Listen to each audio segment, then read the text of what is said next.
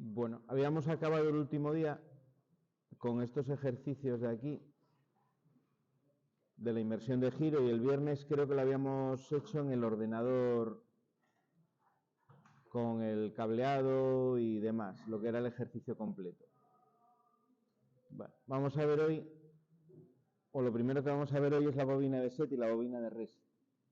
Al igual que teníamos en el logo, si os acordáis, en la programación de funciones, teníamos un bloque que era el RS,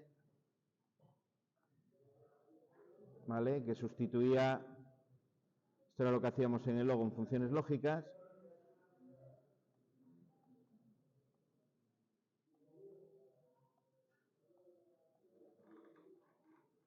Una entrada de activación I1, una entrada de desactivación, por ejemplo, I2. Esto sería lo que es la marcha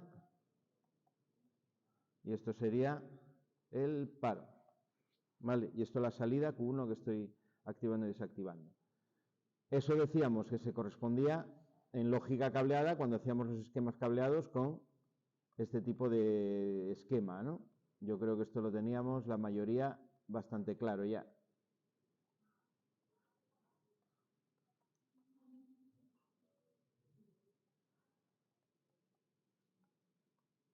Un pulsador de marcha, un pulsador de paro, la realimentación y el receptor, ¿vale? Esto decíamos que equivalía a esto de aquí. Esto lo habíamos traducido a contactos por esto, ¿no? Lo dibujamos, realmente era el mismo esquema dibujado con otra simbología, donde poníamos algo así.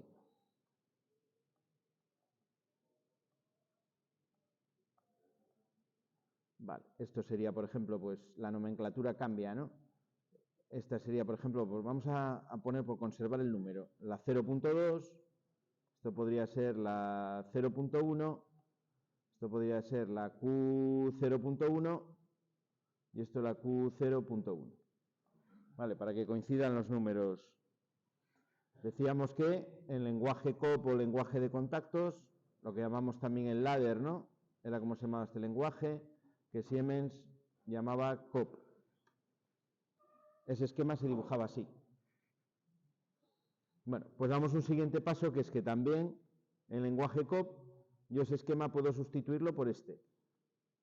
Una bobina de set, que va a hacer las veces del set en el lenguaje de funciones lógicas, que sería en este caso la I0.1.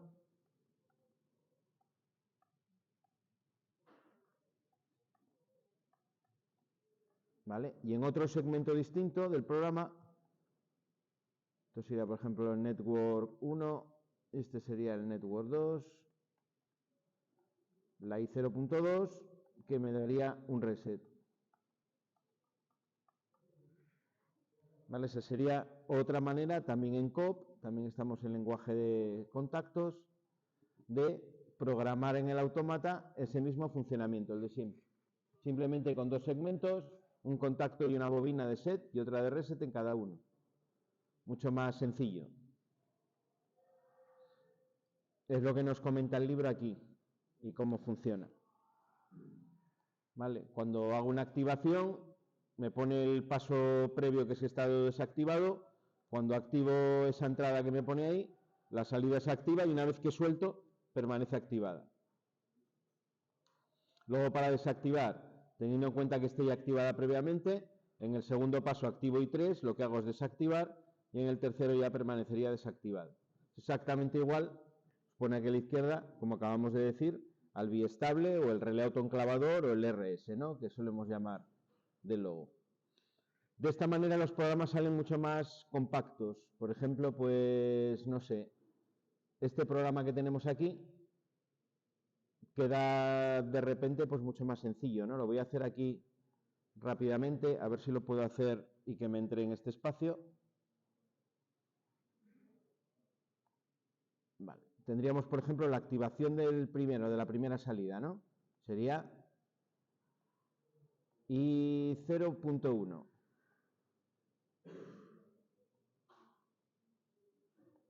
¿vale? Esa sería la activación de la Q 0.0. Aquí lo que tenemos es que esto de aquí, este contacto de aquí es la función de marcha, ¿vale? Pues es la que pongo con el set. Este sería el segmento 1. Segmento 2.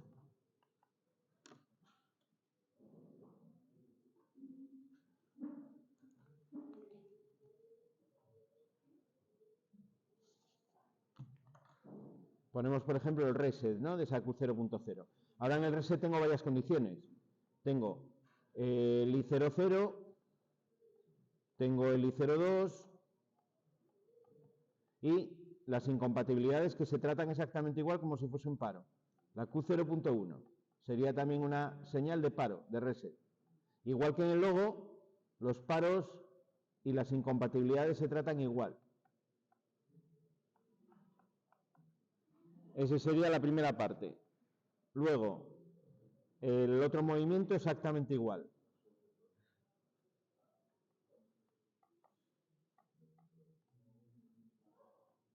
La marcha sería la I03.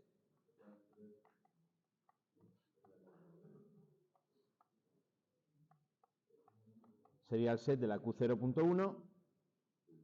Y el segmento 4, a ver si me entra por aquí, que sería la I00, la primera parte, los generales son igual, la I02, y aquí tendría la Q, no me va a caber, 00. Bueno, me ha quedado ahí un poco chapuza, creo que se ve. Y esto sería un reset de la Q 0.1. Así es la pinta que tendría el programa hecho con el set y el reset. Vale. Parece mucho más largo, pero en realidad lo que es la estructura del programa es mucho más sencilla. Porque es condiciones de activación al set, condiciones de desactivación, todo contactos en paralelo, porque es una condición OR. Esa puerta OR que yo ponía en el reset del relé autoenclavador del logo, ahora son contactos en paralelo, que es el equivalente en contactos. Si tuviese más condiciones de marcha, pues o las ponía en serie si fuese por la condición AND, o las pondría en paralelo si fuese una condición OR, la que me relacionase esas marchas. Vale. Esta es un poco la idea del uso de la báscula de set y la báscula de reset.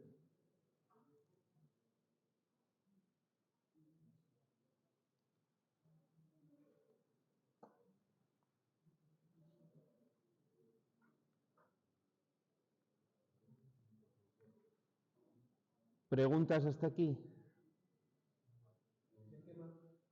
¿Cómo? ¿Qué significa el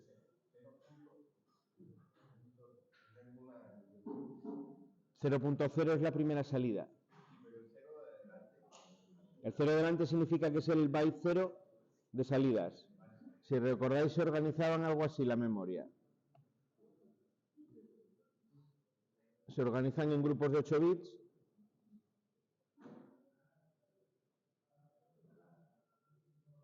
¿Vale? Este sería, por ejemplo, el byte de salidas 0. Tendría desde el 0.0, bueno, tal cual las dibujan el frontal del autómata, va de izquierda a derecha. Desde el 0.0, que sería este, hasta el 0.7, que sería este de aquí. Luego vendría el byte 1, que sería también 8 posiciones,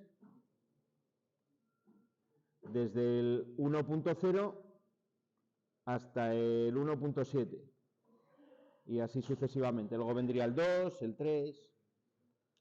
Eso es para las salidas, para las entradas, para todas las memorias internas del autómata, puedo manejarlas en ese formato. En el formato bit, que es ese formato que estamos dando, que es, por ejemplo, pues número de bit, perdón, este sería el número de byte, punto, y este sería el número de bit dentro de ese byte. Luego tengo el formato byte, que es con la letra B, que ahí cojo directamente las 8 posiciones. El formato palabra, que cogería el byte, a ver, vamos a poner esto bien. Esto sería y W0, por ejemplo, sería el byte 0 y el byte 1. Y luego tendría el formato doble palabra, que es con la letra D, que cogería el byte 0, el byte 1, el byte 2 y el byte 3. Es decir, cogería 4. Cada formato doble al anterior. Estos serían un bit, 8 bits, 16 bits y estos serían 32 bits. ¿Vale? De información en conjunto.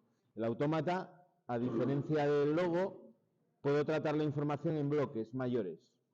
Para hacer, por ejemplo, operaciones matemáticas y cosas por el estilo. Puedo operar, puedo hacer cálculos. Puedo tener un valor en binario y hacer cálculos matemáticos con él. Por ejemplo, si tengo una entrada analógica y quiero ver, no sé, cómo va variando una temperatura, puedo calcular, hacer cosas con ello. Vale.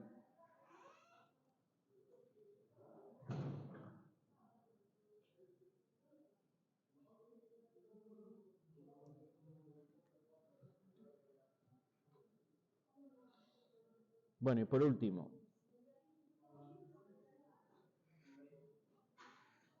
los temporizadores. Esto sí que es un poco, iba a decir más complicado aquí que en el logo. Yo no diría complicado, es distinto, es un poco raro. Porque de hecho, tal como los trata el S7200 los temporizadores, el siguiente, el más nuevo, ya los trata de manera más sencilla. Bueno, supongo que es algo que viene del propio hardware. Ese autómata en su día lo habían comprado Siemens a una empresa americana y venía con unas limitaciones en la electrónica que fueron arrastrando luego. Claro, a la hora de la programación, pues no se podía programar como ellos querían, sino que había que adaptarse a lo que tenía la electrónica de la placa. Entonces, bueno, vamos a explicar los temporizadores. La pinta que tienen es esta de aquí, ¿vale? Esto sustituye a la bobina. Si yo aquí pongo, por ejemplo, un contacto, ¿vale? Para alimentar el temporizador, una I, por ejemplo, 0.1, esto equivale cuando en un esquema cableado tenemos un contacto y ponemos la bobina, ¿no? Del temporizador. Por ejemplo, un K1T. ¿Vale? Esto de aquí equivaldría a eso de ahí dibujado en contactos. Esto de aquí entonces es como si fuese la bobina del temporizador, ¿vale? De la misma manera que yo tengo contactos del temporizador, igual que yo tengo, pues por ejemplo, un contacto abierto de un K1T, aquí voy a tener contactos abiertos del temporizador, ¿no? Por ejemplo, de un T37, por ejemplo, ¿vale? Ese sería un contacto abierto de un temporizador. Puedo tener contactos igual que de las salidas, ¿vale? Bueno, cosa que ocurre con los temporizadores.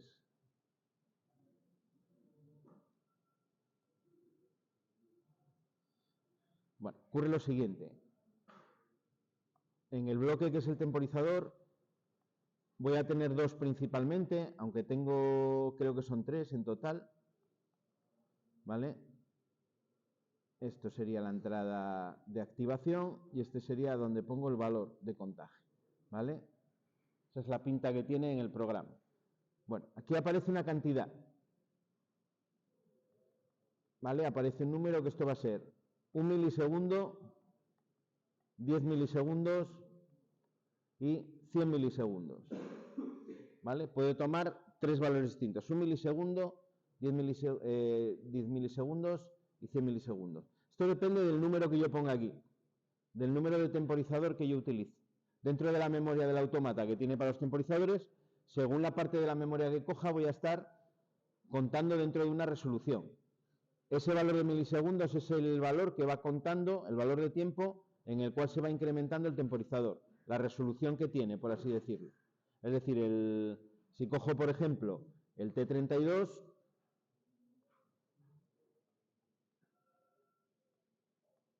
si cojo el T32 estaría contando cada un milisegundo. Si cojo, por ejemplo, este me parece que es del T33 al T36, estaría contando cada 10 milisegundos. Y si cojo, por ejemplo, el del T37 Voy a mirarlo porque no me acuerdo de memoria del número que tienen. Vamos a meter aquí un temporizador y entonces la ayuda me lo va a decir. No quería meter esto.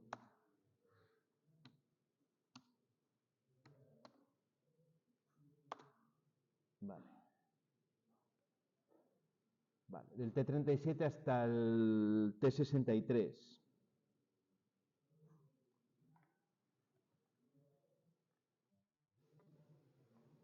Bueno, luego tengo otro margen, ¿no? Superior. Por ejemplo, en la CPU, depende ya de la CPU que vaya a coger. Pero aquí tendría también el T96. Luego aquí tendría desde el T97, supongo, del 97 al 100.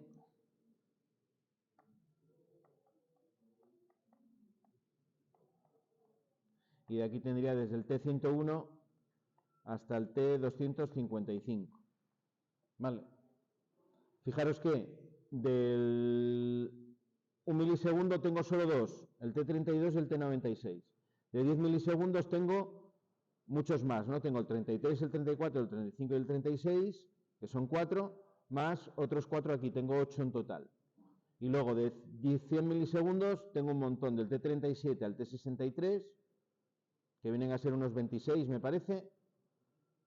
Y aquí, pues muchos más, ¿no? Del T101 al 255, pues como 154 tendré. Vale. ¿Qué significa esto de 1 milisegundo, 10 milisegundos, 100 milisegundos? Bueno, cuando yo quiero contar, por ejemplo, un determinado tiempo, lo que tengo que tener en cuenta es este valor que yo tengo aquí. Si yo quiero contar, por ejemplo, vamos a suponer que cojo un T32. Vamos a suponer que a la hora de meter el programa, el número que le pongo aquí es T32. Vale, automáticamente aquí me va a aparecer 1 milisegundo. ¿Qué tiempo tengo que meter en PT? Si yo quiero contar, por ejemplo, 5 segundos. Para el tiempo, 5 segundos. ¿Qué tiempo tengo que meter ahí? Que hacer un pequeño calculín. 5 segundos, ¿cuántos milisegundos son? 5 segundos, ¿cuántos milisegundos son? Un segundo tiene 1000 milisegundos. Serán 5000, ¿no? 5000 milisegundos. Vale, entonces lo que tengo que poner aquí es 5000. Si cuenta cada milisegundo y quiero contar 5 segundos, tendré que contar 5000 veces, ¿no? Hasta llegar a los 5 segundos. Vale. El valor de PT es siempre multiplicar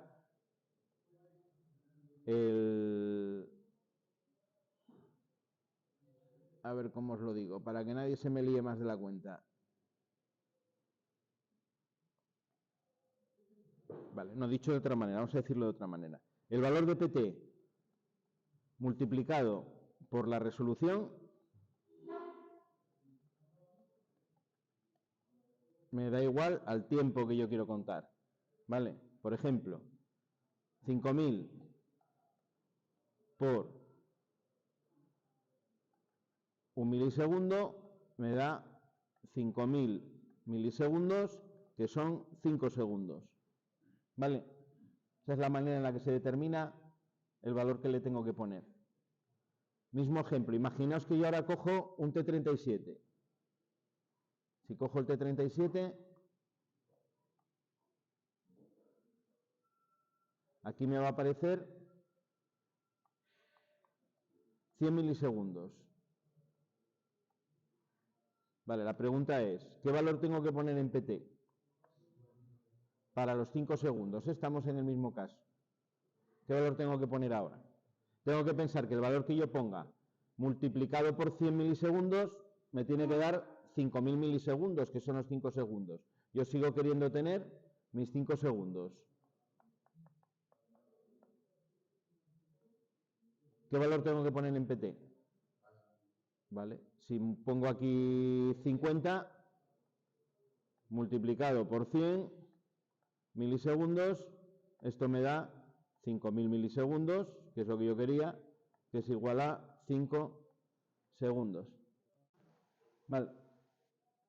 ¿Cuántas veces tengo que contar para llegar a 5 segundos? Si cuento cada 100 milisegundos. Sería otra manera de plantear el problema. Tengo que contar 50 veces, ¿no? 50 veces 100 milisegundos es igual a 5 segundos. Y la otra posibilidad es que fuese 10, ¿no? Si en vez de un T37 cojo, por ejemplo, un T35, en vez del T37 yo pongo aquí como número de temporizador el T35, aquí me va a salir 10 milisegundos en vez de 100. ¿Qué valor tendría que poner yo ahora aquí? Pues la misma pregunta, ¿no? ¿Qué valor tengo que poner en PT para el tiempo 5 segundos? Vale. La resolución que yo tengo ahora son 10 milisegundos y el resultado me tiene que dar 5000 milisegundos. Aquí tendría que meter 500, ¿no? 500 multiplicado por 10 me da los 5000 milisegundos, que son 5 segundos. En este caso metería aquí 500. Tengo que contar 500 veces cada 10 milisegundos para llegar a 5000 milisegundos, que es el tiempo que yo quiero. Vale. Esto es la única cosa que tiene este PLC que es rara y es engorrosa de manejar. En comparación, por ejemplo, con el logo, ¿no? Que meto directamente el valor de tiempo y me olvido. Tiene esos tres márgenes, ¿no? De segundos, centésimas de segundo, minutos y segundos, horas, minutos, que son las tres maneras de contar tiempo que tengo. En el S7200 se mete ya el valor de tiempo normal. El temporizador, el dibujo es exactamente igual o muy parecido y se mete el valor de tiempo. Lo que hacéis en el 1200 es poner, me parece que se pone, nada, se pone directamente, yo tecleo 5S y ya son 5 segundos. Vale. Él lo interpreta perfectamente sin necesidad de utilizar ninguna operación. Vamos a verlo con un ejemplo. Vamos a hacer un programa y así vemos. Vamos a tener el pequeño inconveniente de que el emulador no cuenta en tiempo real, ¿vale? Cuenta un poco más rápido de la cuenta, porque no, bueno, el programa está hecho de esa manera. Mira, si yo cojo, por ejemplo, aquí un T32, automáticamente me aparece un milisegundo, ya me lo pone él automáticamente. Vamos a contar, voy a contar 10 segundos para poder verlo porque va a ir más rápido. Entonces, para 10 segundos yo tendría que poner aquí 10.000. ¿Vale? Y ahora, por ejemplo, pues hago que cuando llegue a los 10 segundos me encienda una salida. Metería un contacto del T32, que es el temporizador, y lo pongo con una salida.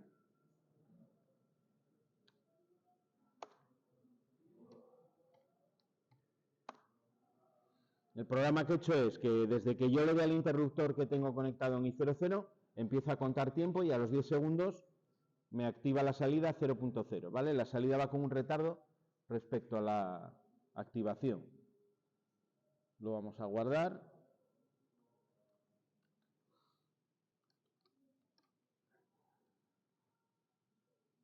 Lo exportamos y lo cargamos en el emulador para ver cómo funciona. Bueno, vais a ver que va a ser más rápido de la cuenta, pero eso no lo podemos modificar.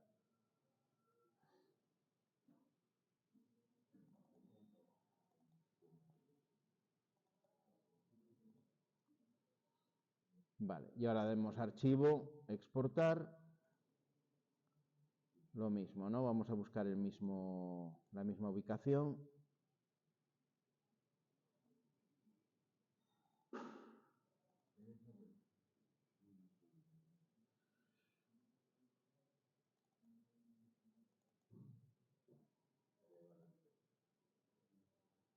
Y el nombre que le habíamos dado era temporizador 1. Bueno, ya me sale ahí. Como siempre, marco el nombre, le quito el MWP y el punto. Y ya me lo va a guardar con extensión AWL. Venga, vamos al otro programa, que lo tengo por aquí. Programa, cargar. Nada, el bloque lógico simplemente.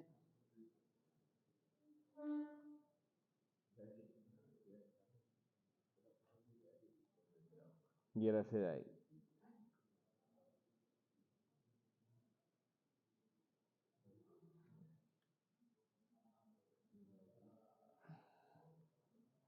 Bueno, vamos a colocar por aquí esto.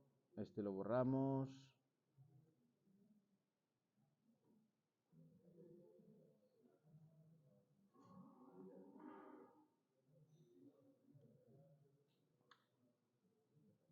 Ponemos el estado de programa.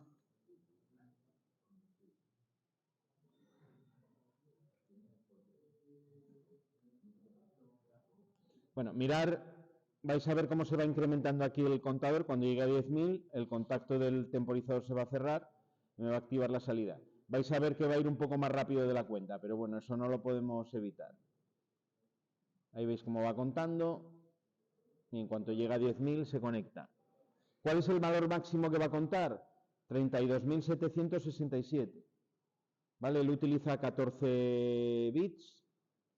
Si hago 2 elevado a la 15, me sale 32.768. Es decir, con 14 bits puedo llegar hasta 32.767. No sé si visteis los números en binario en electrónica, supongo que sí. ¿Vale? Pues 2 elevado a la 15 son 32.768. Con 14 bits, por tanto, puedo contar uno menos, que serían 32.767. Él en la memoria dispone de 14 bits para contar. Por tanto, el máximo valor que puede llegar es ese de ahí.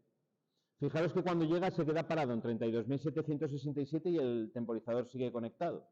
En cuanto yo baje la entrada a 00, en cuanto desconecte se va a poner a 0 automáticamente. Si le vuelvo a dar, empieza otra vez a contar. Vale.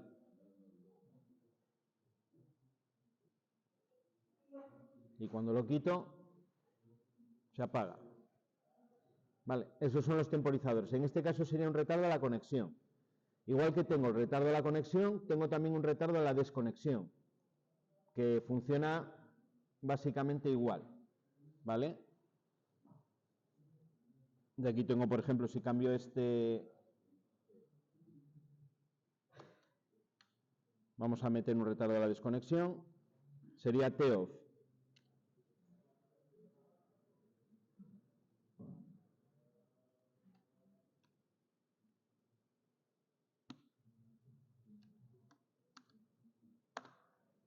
Sería ese de ahí. Fijaros que las numeraciones son las mismas, ¿vale? Que con el retardo de la conexión, eso es exactamente igual. Si cogemos, por ejemplo, el T32, igual que antes, y metemos aquí, por ejemplo, 10, ahora lo que va a pasar es que yo en cuanto conecte la entrada, se conecta el temporizador, el T32 se va a activar a la vez que la entrada, y cuando yo suelte la entrada, va a estar encendido 10 segundos más, ¿vale? Eso es un retardo a la desconexión. Vamos a guardarlo, vamos a ponerle temporizador 2 y lo vamos a exportar y vais a ver cómo funciona el retardo de la desconexión.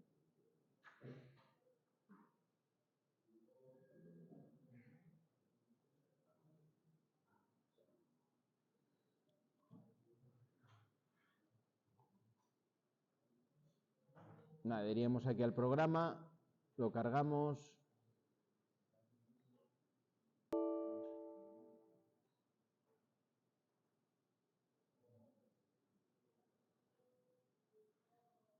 A ver si funciona porque en el emulador a veces falla, no sé por qué. Hay veces que el retardo de la desconexión no va muy allá. Bueno, le daríamos, veis que se conecta la salida a la vez y el temporizador no está contando. Empieza a contar desde el momento en el que yo suelto. Cuando desconecto la I00, ahora ahí empieza a contar. ¿Qué pasó? No, que le metí 10, claro. Contó, pero contó tan rápido que no hemos visto nada. Porque tenía que haber metido 10.000 y puse solo 10. Bueno, vamos a corregirlo. Aquí tendría que poner 10.000, quiero contar 10 segundos, ¿no? No 10 milisegundos. Nada, lo mismo, lo guardamos y ahora lo exportamos. misma operación, le voy a dar el mismo nombre. Vale. Venga, y volvemos a cargar programa, cargar programa.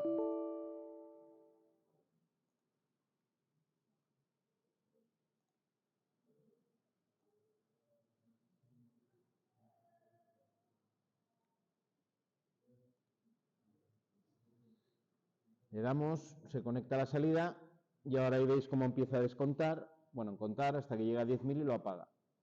Vale. Le damos otra vez. Fijaros que se pone a 0 en el momento en el que yo conecto y a partir de ahí empieza a contar hasta 10.000, momento en el que se apaga. Que pasa tremendamente rápido por la velocidad que tiene el emulador, que es mucho más rápida que el tiempo real. ¿Vale? Si lo tuviésemos el autómata conectado, lo veríamos entonces que eran 10 segundos muy precisos además, porque en este caso al contar de 1 milisegundo a 1 milisegundo tiene una precisión de 1 milisegundo. El tema este de las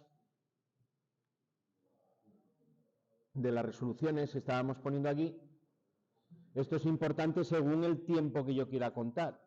Si quiero contar un tiempo muy pequeñito, voy a utilizar el de 10 milisegundos o el de 1.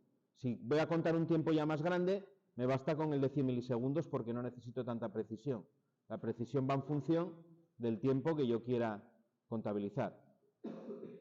Si cada medio segundo, por ejemplo, que son 500 milisegundos, quiero hacer algo, pues lo normal es utilizar el de 1 milisegundo.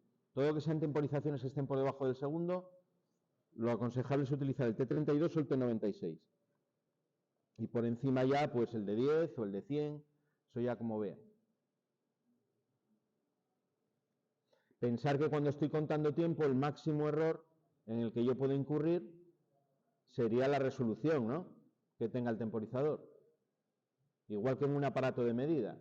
Si yo tengo un voltímetro y las divisiones son cada 10 voltios, el error máximo, el error que tiene de salida ese voltímetro son 10 voltios. Aquí el error que tengo de salida son 10 milisegundos.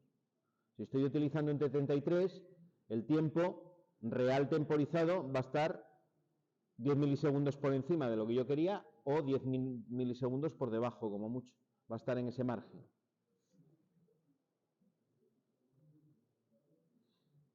Bueno, del autómata era lo último que quería ver. Tenemos los contadores también que son parecidos. Estos funcionan muy parecidos a los del logo también. En este caso, estamos viendo ahí en la figura el contador adelante y atrás, ¿vale? La entrada CU es por donde me cuenta hacia adelante, la entrada CD me cuenta hacia atrás o me descuenta y la entrada de reset para ponerlo a 0. En este caso no tengo esa entrada de dirección, sino que tengo una entrada para contar hacia arriba y otra distinta para contar hacia abajo. En este sentido es más sencillo que el del logo. Luego en PV le pongo el valor que yo quiero contar y funciona exactamente igual. Cuando llega el valor, el contacto de los contactos que yo coja del contador se van a activar. Aquí ya no tengo como en el temporizador que tengo que coger unos números determinados, empiezo en el C1, luego si utilizo otro será el C2, el C3, en orden. Vale. Eso sería un contador. Tengo también un contador que cuenta solo hacia arriba, que solo tiene la entrada CU, y otro que cuenta solo hacia abajo, que solo tiene la entrada CD. Vale, tengo los tres en este caso. Y del autómata es todo lo que quería que viésemos. Vale. La idea, lo que os decía el otro día, que si llegamos a una industria y tenemos un PLC, bueno, que sepa un poquitín por dónde puedo abordar, ¿no? Si tengo que hacer algo con algún problema, pues al menos tengo una idea inicial de por dónde, cómo se conecta el cable, que lo vimos el otro día, cómo se vuelca el programa o cómo... Vale. Y el lenguaje de contactos, pues tener una mínima idea, bueno, que me suene, ¿no? ¿Dudas, preguntas sobre esto? En el examen del viernes lo que voy a poner es alguna pregunta de test sobre bloques de programación, de COP y demás. Vale. ¿Cuántas programas hay dependiendo de marca de los de la Siemens? Hay muchísimas, no sabría decirte todas. En Asturias, por ejemplo, zona norte de España, te diría La marca quizás que mayor implantación tradicionalmente tiene es Siemens. Por eso es la que utilizamos nosotros.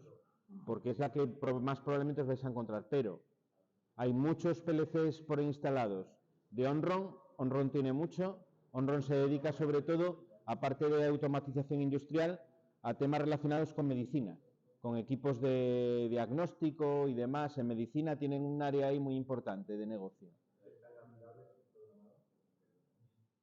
Los de Onron son, yo creo que más fáciles incluso. Son un estilo. Es que depende más del software que de... Porque los lenguajes de programación, tanto el de funciones lógicas como el de contactos, están normalizados por la norma IEC y sí que la manera de programar va a ser idéntica. Lo que os cambia es el software que el fabricante os da para volcar el programa. El microwin que nosotros estamos utilizando en Onron tiene otro nombre. En el autómata nuevo de Siemens es lo que se llama el TIA Portal, que es el portal de automatización de Siemens.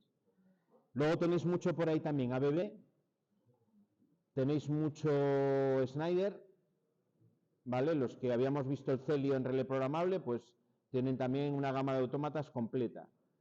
¿Qué más hay por ahí? Luego hay marcas americanas como esta, como la Bradley, también se ven por ahí.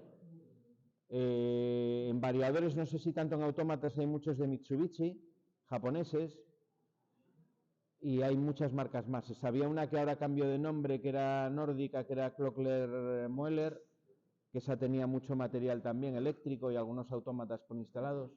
No sé, hay muchísimos. Sobre todo, Siemens es lo que vais a encontrar, que es lo que estamos viendo nosotros. De todas maneras, la relación con el autómata que podéis tener vosotros como técnicos, imagínate que te estás en un mantenimiento, es muy improbable que tengas que programar. ¿Por qué? Pues porque muchas empresas eso lo tienen externalizado. Hay una empresa externa que es la que se encarga del mantenimiento del programa y de modificar programaciones y demás. De hecho, muchos autómatas en las industrias están cerrados. Tú intentas conectar con el ordenador al programa y está protegido con una contraseña y no puedes. Aquí ya se me dio el caso de venir algún alumno que estaba trabajando y a pedirme el cable del autómata si se lo podíamos dejar, que querían, concretamente del S7200, querían recuperar un programa. Llevó el cable y me vino a los días con el cable y dijo, no pudimos hacer nada, estaba completamente protegido. Se había hecho el programa además una empresa que había quebrado, bueno, que había desaparecido y no tenían... Al final no sé si rehicieron el programa de cero o alguna cosa hicieron así para poder programarlo. Que conozca yo en Asturias, bueno, claro, hay muchas más empresas de las que yo conozco, evidentemente, pero una en la que tenían, por ejemplo, automatización y era, bueno, tenían personal que lo hacía muy bien y lo hacían ellos mismos, era en la papelera de Navia. Tenían un ingeniero que se encargaba de esa parte de automatización y hacía los programas del autómata, los mantenía y, bueno, seguían ellos, controlaban el 100% de su parte de automatización. ¿Qué es lo que vosotros podéis llegar a hacer en un autómata a nivel real? Pues a lo mejor conectar a través de un cable, leer unos valores en el autómata, o a lo mejor, no sé, si necesitáis verificar unas entradas, unas salidas, unos sensores mirando el frontal. Cablear, es probable que tengáis que cablear, el que le toque trabajar en cuadros, ¿vale? Que también es interesante saber cablearlo. Y con eso son las cosas que podéis llegar a hacer. Programar probablemente no, pero bueno, si llegase el caso de que tengo que manejar documentación donde aparece un programa de un autómata, bueno, pues ya sabéis interpretar ese lenguaje de contactos para poder entender o intentar entender lo que es el programa que hay dentro del PLC. ¿Vale? Bueno, luego la programación a nivel de máquinas muy grandes es un poquitín más compleja, porque no se programa, por ejemplo, en el último, en el Dara, se programa sobre bloques funcionales, se utilizan muchas subrutinas, entonces el programa se complica un poco, es un poco más complicado. Pero bueno, la esencia la hemos, yo creo que visto.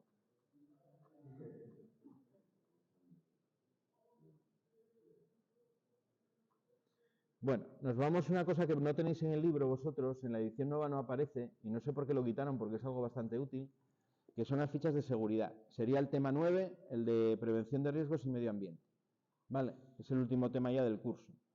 Esta parte se da siempre al final porque es una parte que en los ciclos formativos es convalidable. Es decir, puede llegar alguien que haya estado trabajando y tenga las certificaciones de seguridad y convalidar, o la cualificación profesional de seguridad, puede convalidar este tema. ¿Vale? No se ha dado el caso, pero bueno, yo tengo que concentrarlo siempre en una parte del curso muy determinada, principio o final, por ese tema de ahí. Algunas de estas cosas las hemos visto ya a principio de curso, que hablamos de seguridad en el taller, de cómo hacer la conexión-desconexión, el cuidado de la herramienta. Entonces lo que vamos a hacer ahora va a ser de una manera ya más sistemática, hacer una revisión a las principales procesos relacionados con la seguridad que tenemos que hacer cuando estamos trabajando en un taller eléctrico. ¿Vale? Va orientado mucho al taller eléctrico. Son cosas de sentido común, pero bueno, como decía uno, el sentido común parece que es el menos común de los sentidos muchas veces. Entonces hay que ponerlo de manifiesto.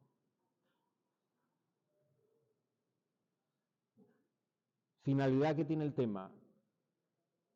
Dicho en asturiano, que no os manquéis, ¿no? No hacernos daño. Es lo principal cuando llegamos a trabajar, es no hacernos daño, no hacer daño a los demás y no provocar daños en las instalaciones. Y a veces es muy sencillo provocar un accidente y hacer cualquiera de esas tres cosas.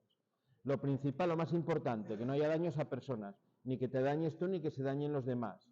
Y algunas cosas relacionadas con la limpieza y el orden tienen gran influencia en los accidentes.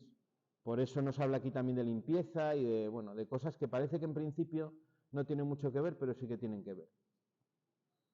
Bueno, el tipo de fichas que aparece aquí, la información está organizada como en bloques, ¿no? El objetivo que tiene esa ficha, la normativa que es de aplicación, las ideas clave, algunas fotos de ejemplos, ¿no? de buenas prácticas o de malas prácticas, y bueno, un resumen de las ideas principales, ¿no? De las cosas que se pueden hacer para mejorar la limpieza y demás.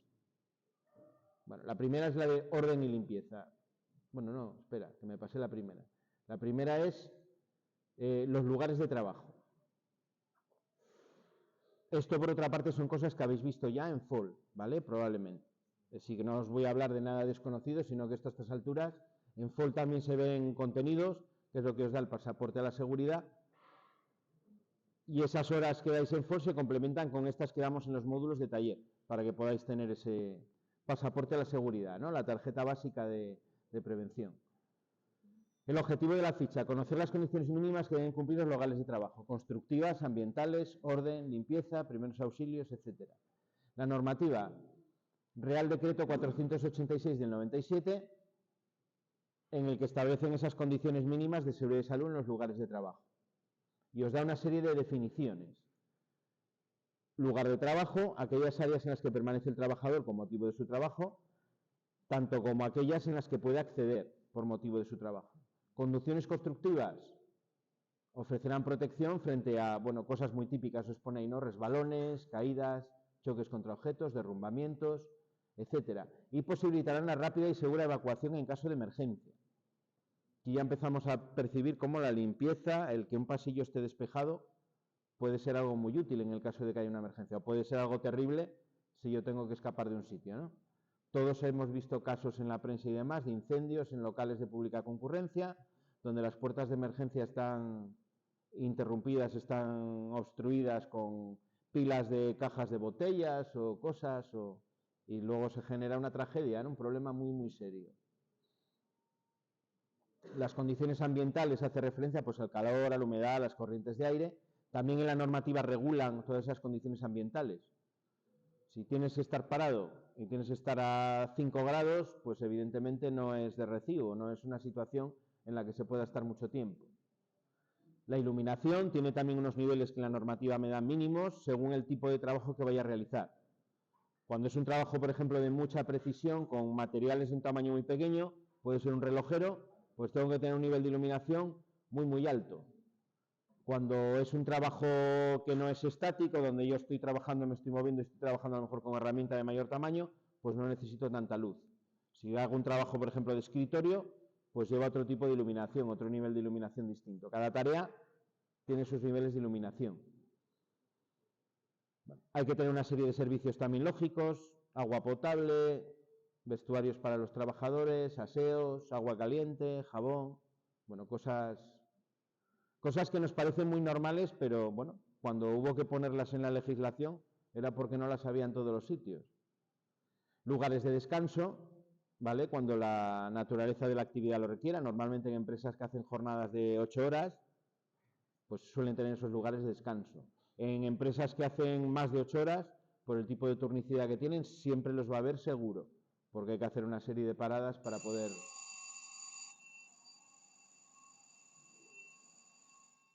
descansar. Y luego tenemos que disponer también de materiales de primeros auxilios. Aquí pues tenemos, ¿no? En el colegio, cuando alguien se corta con la tijera o tal, tenemos un botiquín ahí que se revisa cada 3 meses para reponer, bueno, si falta algo se repone en el momento, pero cada 3 meses se suele revisar y se cargan allí pues todo el material que haga falta. ¿Vale? Eso en la empresa también lo vais a tener, también es algo que hay que tener. Botiquín para una primera intervención, ¿no? En el caso de un accidente. Bueno, esto habréis visto, aquí no nos comenta mucho más de legislación, pero lo habréis visto en FOL. Bueno, cada uno de estos apartados que aparecen aquí se corresponde con un apartado de las leyes de prevención de riesgos laborales y demás, donde os desarrolla todo eso. Y además hay otra documentación que son las fichas del Instituto Nacional de Prevención, ¿cómo es? De Seguridad y Salud en el Trabajo, que os dan datos concretos sobre cada apartado de esos de ahí. Y luego las empresas suelen generar fichas y procedimientos de trabajo y documentación propia. Orden y limpieza, otra cosa muy importante en la seguridad. Yo diría que es clave. Esto, bueno, cuando vas por ahí, ves a las empresas, ves de todo. Esto sí que es un tema que no se toma, yo creo, en general muy en serio en algunos sitios. Y es realmente muy importante. Bueno, el decreto es el mismo el que regula y os da ahí una serie de ideas. Recuerda que un puesto de trabajo sucio y desordenado puede convertirse en un lugar peligroso, lleno de riesgos como cortes, golpes, caídas, pinchazos, etc. Es muy importante en ese sentido, sobre todo el suelo, que se pueda circular sin riesgo a tropezar absolutamente con nada. Mantén las zonas de paso, vías de circulación y salidas libres de obstáculos, especialmente aquellas previstas para evacuación en caso de emergencias. Eso es fundamental. Aquí tenéis ejemplos pues, de diferentes situaciones pues, que no son adecuadas, ¿no? No se ve muy bien por la resolución, pero a la izquierda lo que tenéis que es una máquina que me está entorpeciendo una vía de paso, que si es el caso que es una vía de evacuación, pues tenemos un serio problema. Es una máquina que desde golpearme con ella si tengo que salir apresuradamente, hasta tropezarme y caer, o simplemente no poder pasar. En este caso sí que parece que hay hueco para pasar, pero bueno, si están intentando pasar 10 o 15 personas a la vez, a lo mejor se forma un tapón allí y la gente se queda dentro. Tenéis en el medio otra cosa muy típica, que hago labores de mecanizado, pues tengo que limpiar la máquina. ¿Cómo se limpia la máquina? Normalmente con un cepillo. Mecánica se les ve a veces con el aire comprimido con la pistola a limpiar. Eso normalmente no está permitido en ninguna empresa. Si yo en una máquina de mecanizado voy con la pistola de aire comprimido para limpiar la viruta, lo que hago es meter la viruta dentro de la máquina. Con el tiempo esa máquina va a estar dentro llena de porquería y va a acabar fallando. Entonces normalmente lo que se coge es un cepillo y con un cepillo se recoge. Bien se echa al suelo y luego se barre el suelo, o con algún tipo de recipiente se va recogiendo con un cepillo toda esa viruta, o la viruta o el desecho que sea. Y luego el almacenamiento, tenéis ahí a la derecha lo que es una estantería con todo tirado, bueno, lo normal es que la herramienta tenga un sitio, el material que yo utilizo para el montaje de cuadros y demás tenga otro sitio, tener un almacén ordenado con sus referencias, ¿vale? Para poder encontrar todo. Esto, aparte de por seguridad, el tiempo que se pierde muchas veces buscando cosas que no sé dónde están es terrible. Aparte que aquí meto la mano y me puedo cortar, o porque, oye, si tengo ahí elementos, herramientas de corte y demás, todas mezcladas, meto la mano y me puedo hacer daño. Más ideas que os doy. Limpiar periódicamente el lugar de trabajo, al fin de mantener en las condiciones higiénicas adecuadas. En un taller eléctrico, normalmente todo el recorte de cable, como hacemos aquí en el taller, pues hay que limpiarlo en el momento. Cuando se acaba la jornada, o cada X tiempo dentro de la jornada, depende del desecho que produzcas, pues hay que ir limpiando. Mantener limpias las máquinas y herramientas, mantener las herramientas ordenadas en estanterías, paneles o cajones. Cuando termines de utilizarlas, las vuelves a dejar en el sitio. Eliminar los desperdicios, los recortes, las manchas de grasa, los residuos que yo pueda provocar. Yo añadiría, pues, reciclar las cosas que sean reciclables, ¿vale? En un taller eléctrico, los restos de cable normalmente, aquí lo hacemos, van a un contenedor y se llevan se llevan a reciclar. Antiguamente se quemaban allí, se metían en un contenedor, esto es un bidón grande, se quemaban para quitarle el aislante y quedaba directamente el cobre y se vendía el cobre directamente. Hoy en día pues no puedes, lógicamente, ponerte con un bidón ahí a quemar, porque en cuanto haya una columna de humo, automáticamente tienes a la policía local en la puerta preguntando qué pasa, pero no te van a tardar ni 10 minutos, vienen volados a ver si hay un incendio, qué pasa o tal. Pero bueno, se lleva el cable a reciclar tal cual, ¿vale? Aparte que es contaminante, ¿no? Ponerse a quemar plásticos ahí no es lo más adecuado. Bueno, y las instalaciones de trabajo se tienen que realizar los mantenimientos adecuados, ¿no? En todo lo que son las instalaciones donde estoy trabajando. Aquí tenéis ejemplos, pues en este caso, a la izquierda, de malas prácticas, ¿no? Un lugar de trabajo desordenado. Veis una pantalla de estas de ordenador antigua con todo cables por encima, unas bobinas de cables a la izquierda, todo hecho un desastre. Y ahora os da un ejemplo, pues mientras se está utilizando el cable o los restos, pues meterlos en una caja para luego poder reciclarlos y demás, como tenemos ahí en el taller, ¿no? Cajones con cable para poder reutilizar o desechar. Equipos de protección individual. También habéis tratado esto mucho seguro en FOL. Los EPI, ¿no? Con un par de decretos que nos da ahí que lo regulan, el 1407 del 92 y el 773 del 97. EPI es un equipo de protección individual y bueno, al final, cuando no puedo evitar los riesgos, no puedo suprimirlos, pues estoy obligado a tener que utilizar un equipo de protección individual. Siempre las medidas de protección colectivas, según la normativa, son prioritarias a las individuales, pero bueno, al final muchas veces tengo que utilizar las individuales. ¿Ves? Os dice ahí, se utilizan EPI cuando se hayan agotado todas las vías alternativas de protección y como medida complementaria. A veces se utiliza más de un EPI para el mismo riesgo, es decir, se van añadiendo un EPI encima de otro, no encima, pero se utilizan varios EPI simultáneamente para poder asegurarnos de que el riesgo está controlado. El empresario es el que determina qué puestos de trabajo necesitan un EPI y os los va a proporcionar. Es deber del trabajador el requerirlos si no los tengo. Si yo creo que voy a hacer realizar un trabajo que entraña un riesgo y considero que necesito un EPI, mi deber es pedírselo al empresario. Pues unos guantes, por ejemplo, si voy a estar moviendo chapas o elementos con los que me puedo cortar, botas de seguridad, si voy a estar moviendo, voy a estar trabajando donde hay objetos que se pueden caer o tengo que mover objetos voluminosos y pesados, necesito también botas de seguridad, el casco, lo que se os ocurra. Si hay algo que consideráis o que percibís un peligro, sería vuestro deber pedirlo al empresario. Esto normalmente hoy en día en la práctica, esto sí se cumple bastante bien, por lo que yo he visto en las empresas. Quizás cuando no se cumple además es más por dejadez del trabajador que por negligencia, en este caso del empresario, a la hora de proporcionarlo. ¿Por qué? Pues porque todo esto ha habido muchas multas, ha habido muchos problemas a nivel legal, juicios y demás por tema de EPIs, y el empresario no quiere complicarse la vida.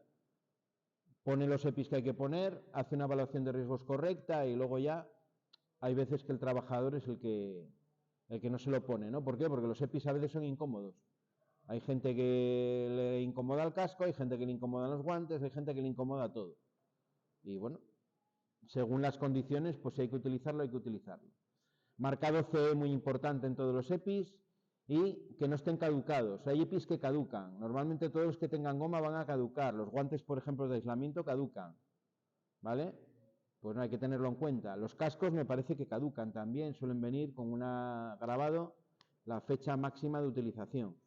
Normalmente plásticos, gomas, suelen tener caducidad. Los cascos muchas veces porque las condiciones ambientales, por ejemplo los rayos ultravioleta, hay plásticos que los degradan, entonces va a perder capacidad de protección en el caso de que haya un problema. Es deber también utilizarlos correctamente. Si tengo un casco con barbuquejo, pues el barbuquejo me lo tengo que poner. El barbuquejo es la sujeción que lleva en la barbilla. Si tengo que utilizarlo como, bueno, se ve, ¿no? Cuando alguno va en moto, que lleva el casco para arriba o en el codo y... Vale, te vas a caer y el codo no se te va a romper, pero bueno, te vas a partir la crisma antes contra la acera. Pues esto es lo mismo. Si tengo un casco, pues tengo que ponerlo bien. Si lo llevo flojo, sin apretar o sin atar, pues es como si no lo llevase al final.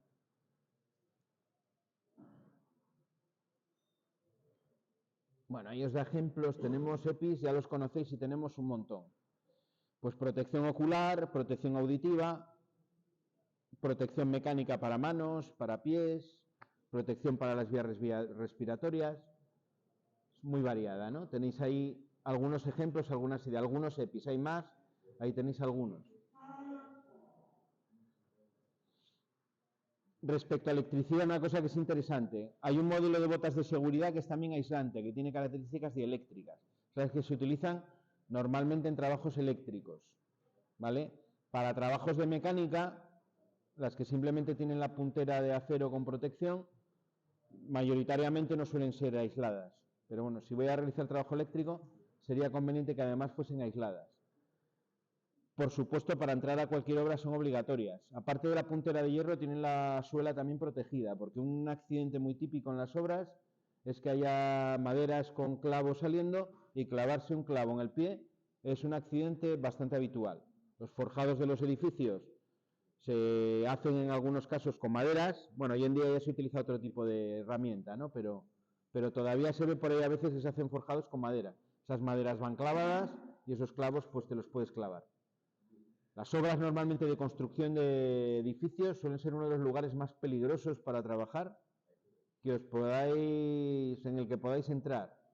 Mucho más peligroso por regla general que una industria. Porque una industria, al ser una instalación permanente, todo está ya determinado, todos los riesgos de todas las zonas. Y va a estar señalizado, vas a tener claro las zonas de paso por las que tienes que seguir. Normalmente las zonas de paso están señalizadas y las que no puedes pasar también. Y está claro, pero en una obra es un entorno que es cambiante porque es dinámico, una obra está en construcción y hoy está de una manera, pero mañana igual está de otra.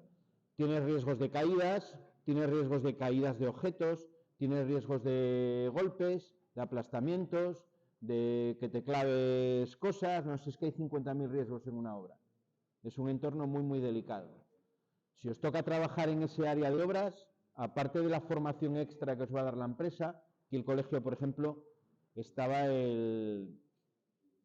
esas, me parece que eran 6 horas extra, junto con FEMETAL de la construcción, que la razón de ser que tienen es precisamente esa, es que la obra, aunque tú seas electricista y tengas formación en seguridad, tiene unos peligros añadidos que hay que conocer y hay que formarse en ellos, para no correr riesgo. Vale. Es un entorno además que puede resultar a ser, las primeras veces que entráis, hasta estresante, precisamente por eso. Porque tan pronto se te está moviendo por ahí en una grúa una cuba de cemento, como un palé con ladrillos, como que cae algo por el hueco del ascensor, como no sé, 5.000 cosas. Y alguna vez que entré en una obra, la verdad que ibas mirando para todos los lados, mirando que no te pasase nada. Pero bueno, os van a formar y lo que sí hay que tener en cuenta, pues que en una obra, por ejemplo, vais a tener un montón de EPIs.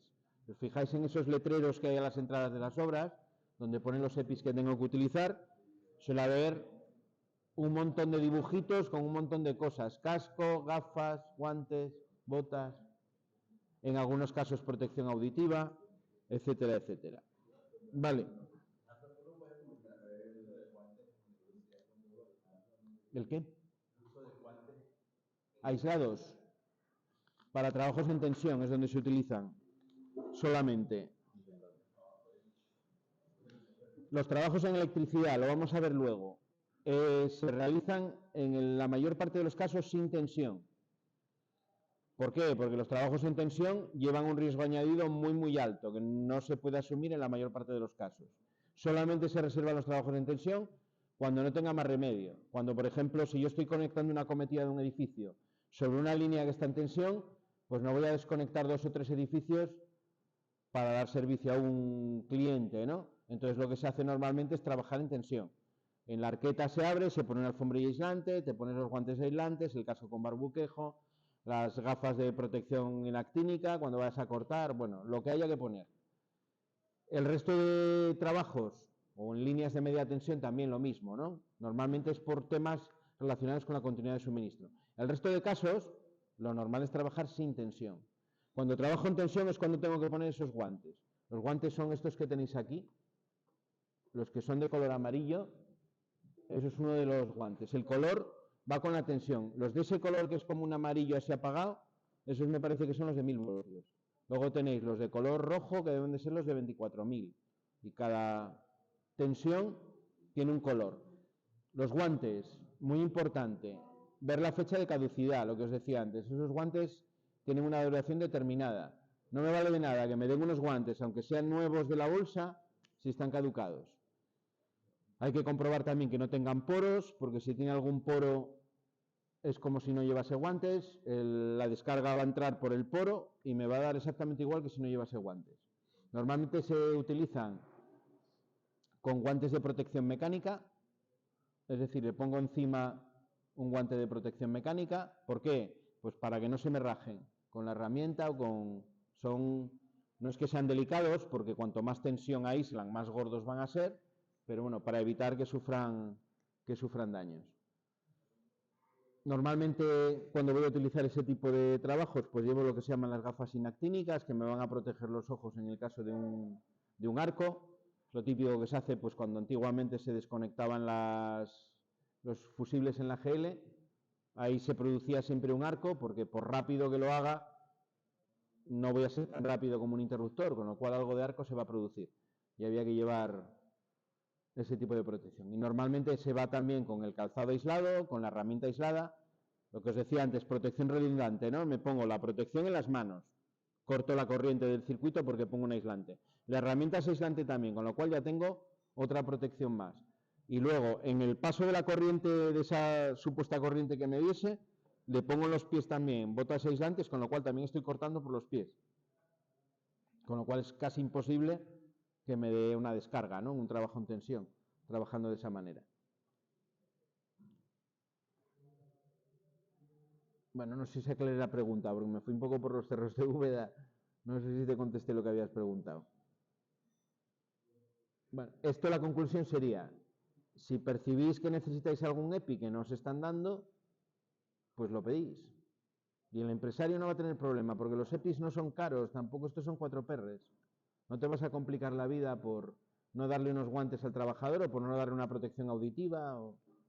Protección, por ejemplo, auditiva, tanto los tapones como este otro tipo de protección son como unos cascos. Pues cuando estáis en industria y hay máquinas ruidosas y vais a estar expuestos de manera permanente, pues se suele llevar de manera permanente. ¿Por qué? Pues porque, bueno, si estás de visita no te pasa nada.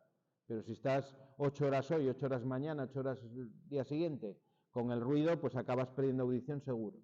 Tema de las enfermedades profesionales, ¿no? Que no solo son los accidentes, sino también las enfermedades que te puede provocar. Herramientas manuales. También interesante para vosotros. Bueno, las herramientas tienen también un decreto que habla de disposiciones de seguridad y salud relacionado con ellas, el 1215 del 97, y nos da aquí una serie de ideas de esa normativa claves, ¿no?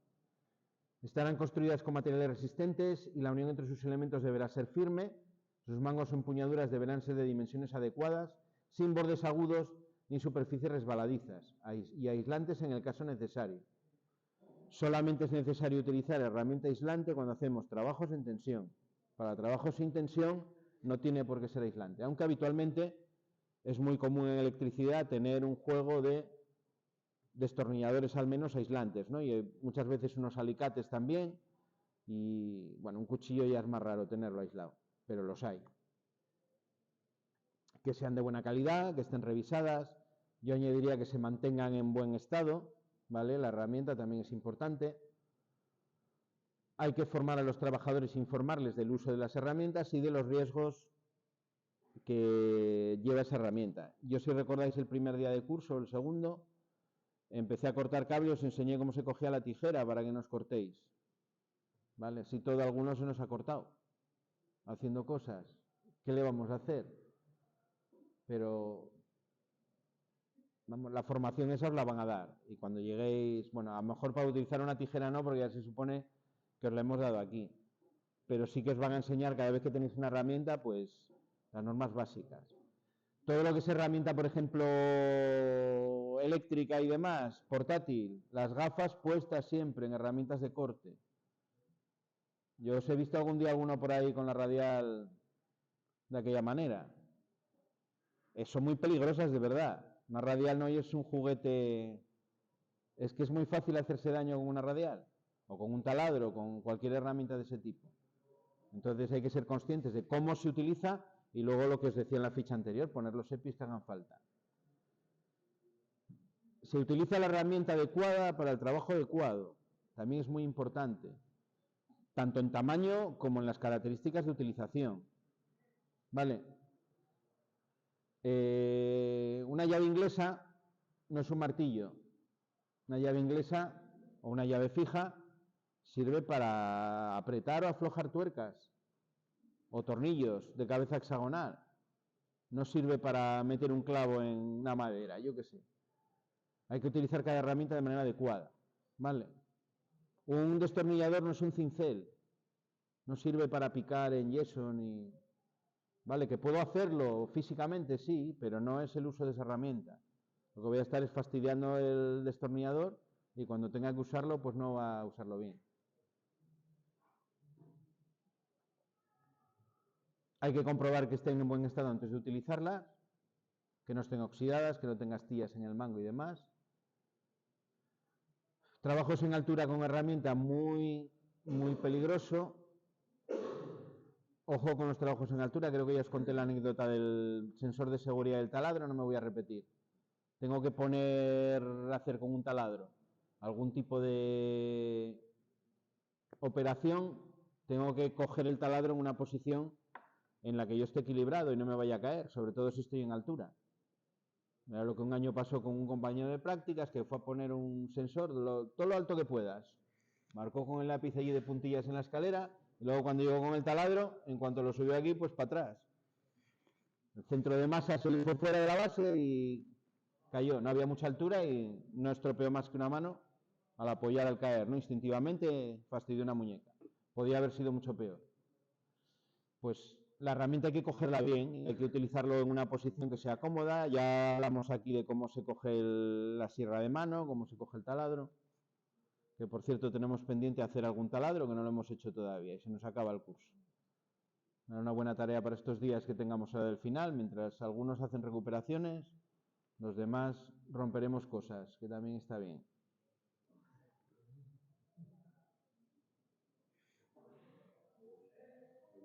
Bueno, y guardar las herramientas limpias en un lugar seguro. La herramienta hay que limpiarla y hay que mantenerla también mínimamente.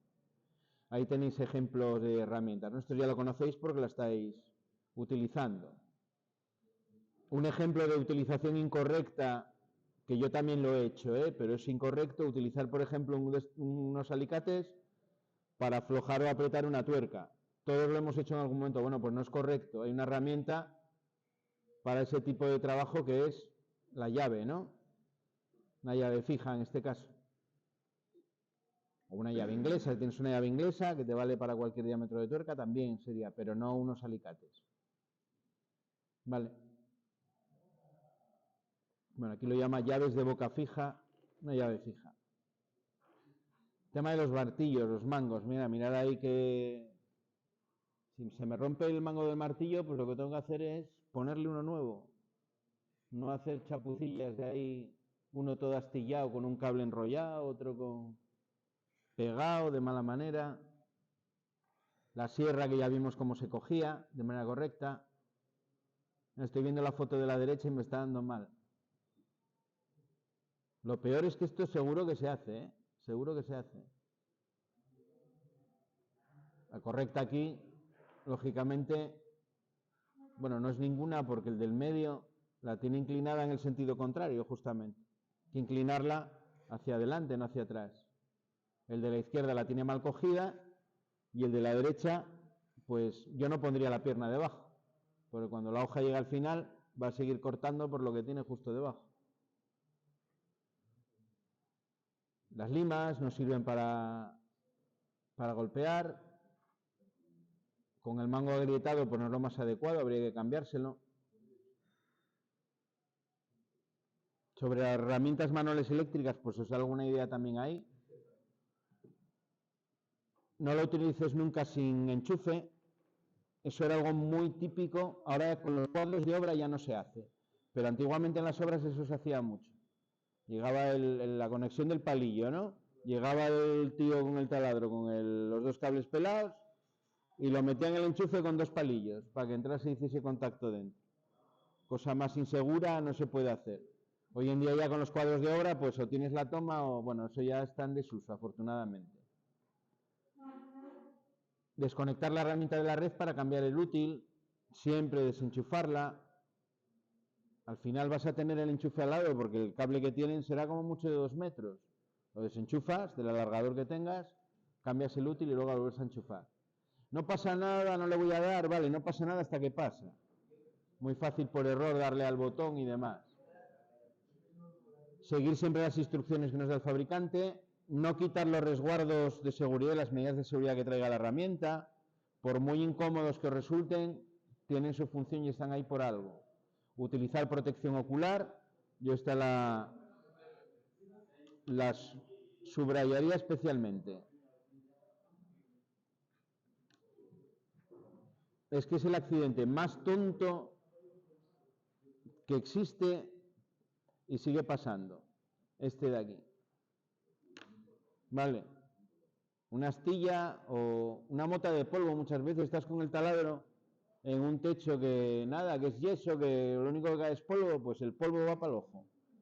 Y a veces sale muy bien, con un poco de lágrima o algo que eches ahí un poco de agua, y otras veces te están tocando las narices durante una semana.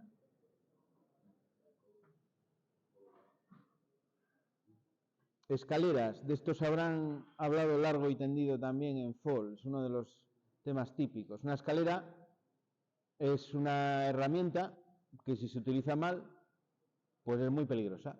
Si se utiliza bien, pues no. Es un accidente también muy, muy típico. Mirar que aquí hay bastante normativa, ¿no?, respecto a eso. Bueno, es tan sencillo como conocer una serie de pautas. Aquí tenéis un panel que de alguna manera con esos dibujitos ya os da la idea de las cosas que no se pueden hacer, que son todas pues de sentido común, ¿no? Bueno, hay que seguir las indicaciones del fabricante.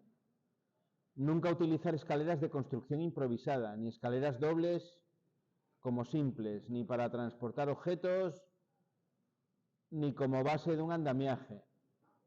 ¿Vale? Tengo una escalera doble, es para utilizar abierta como para la función que tiene.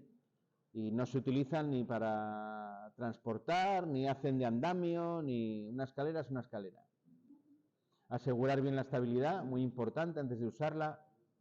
La base del apoyo debe ser sólida y debe de ser sólida en las dos patas que tiene tenéis que comprobar que efectivamente está estable y está segura donde está, que no baila, que no se tambalea, etcétera, etcétera. Bueno, tienen diferentes tipos de zapata, diferentes tipos de apoyos, pues para asegurar de que efectivamente esa sujeción al suelo es correcta. Colocar las escaleras simples formando un ángulo aproximado de 75 grados con la horizontal. Si lo inclino más, pues puedo tener un vuelco, ¿vale? Entonces, cuidado con eso, más o menos es el ángulo más adecuado. Asegurarte que el calzado está limpio cuando te subes para no resbalar tú en los escalones de la escalera. Comprobar si es una escalera de madera que está íntegra, que todos los peldaños están bien encajados. Coloca la escalera alejada de elementos móviles que puedan derribarla y fuera de zonas de paso. Si es necesario colocarla delante de una puerta, deberás bloquearla y señalizarla. ¿Vale? Es peligroso también colocarla en un sitio donde alguien se pueda tropezar con ella, o estés trabajando y pase alguien y le caiga algo, ¿no?, de lo que estás trabajando. Se sube y se baja siempre de frente a la escalera, siempre con la escalera delante mía. Nunca asomes el cuerpo por los laterales de la escalera. Es decir, si yo voy a hacer un taladro aquí, pues no pongo la escalera aquí. No trabajo así, ¿no? Nunca dejes herramientas colocadas sobre los peldaños. Recuerda que debes llevar una cartera bandolera para guardar las herramientas. Normalmente, pues, ese tipo de cinturones, ¿no?, donde se pone la herramienta es lo más adecuado.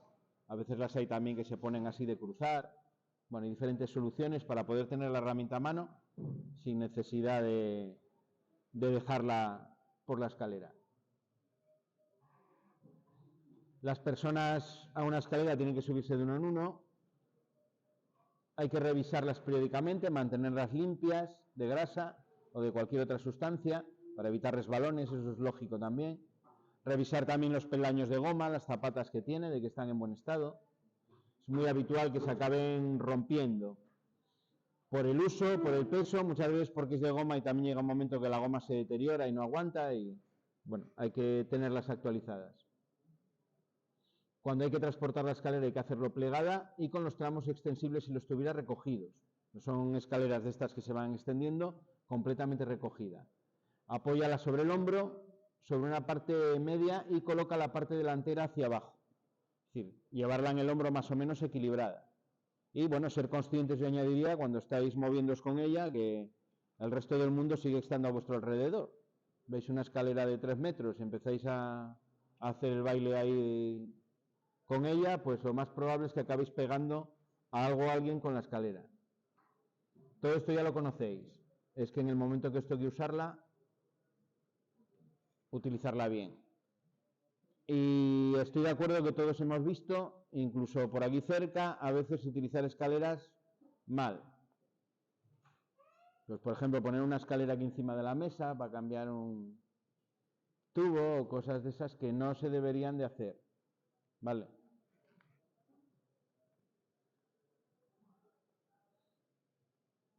Bueno, seguridad de máquinas. Las máquinas hay que intentar mantenerlas también en perfecto estado, ¿no? Las máquinas normalmente cuando compráis una máquina vienen con su marcado CE, eso os garantiza que va a cumplir con el reglamento de seguridad de máquinas que tenemos a nivel europeo. Y bueno, todas esas cosas que hemos estado viendo a la hora de realizar los cuadros, internamente esa máquina ya lo va a tener dispuesto. El paro prioritario, el cableado interior va a tener los colores que me indica la norma, va a tener en la medida de lo posible, sobre todo si fuese obligatorio, la doble medida de seguridad, seguridad positiva y negativa, todas esas cosas las va a tener. Pero es responsabilidad del usuario el mantener esas condiciones de seguridad a lo largo del tiempo en la máquina. ¿Vale? Nos da ahí alguna indicación. Lo del marcado CE, deben llevar señalizaciones y advertencias necesarias relativas al funcionamiento de la máquina y a la obligatoriedad de utilizar equipos de protección. Ahí tenéis una serie de marcados de funcionamiento, ¿no? Tenéis ejemplo que os pone las gafas, el sentido de giro, el tema sobre los valores de tensión de conexión y demás. Tiene que tener un elemento que me permita una parada total, que suele ser la seta de emergencia, que ahí lo tenéis también. Las máquinas normalmente hay que fijarlas, desde luego si disponen de orificios para fijación o algún elemento de fijación hay que fijarlas. No se trabaja con una máquina, por ejemplo, como tenéis ahí un esmeril suelto en una mesa. Normalmente va atornillado. ¿Vale? Nunca quitar ni anular dispositivos de protección, y esto es más habitual de lo que sería vosotros, los que os toque ser técnicos de mantenimiento.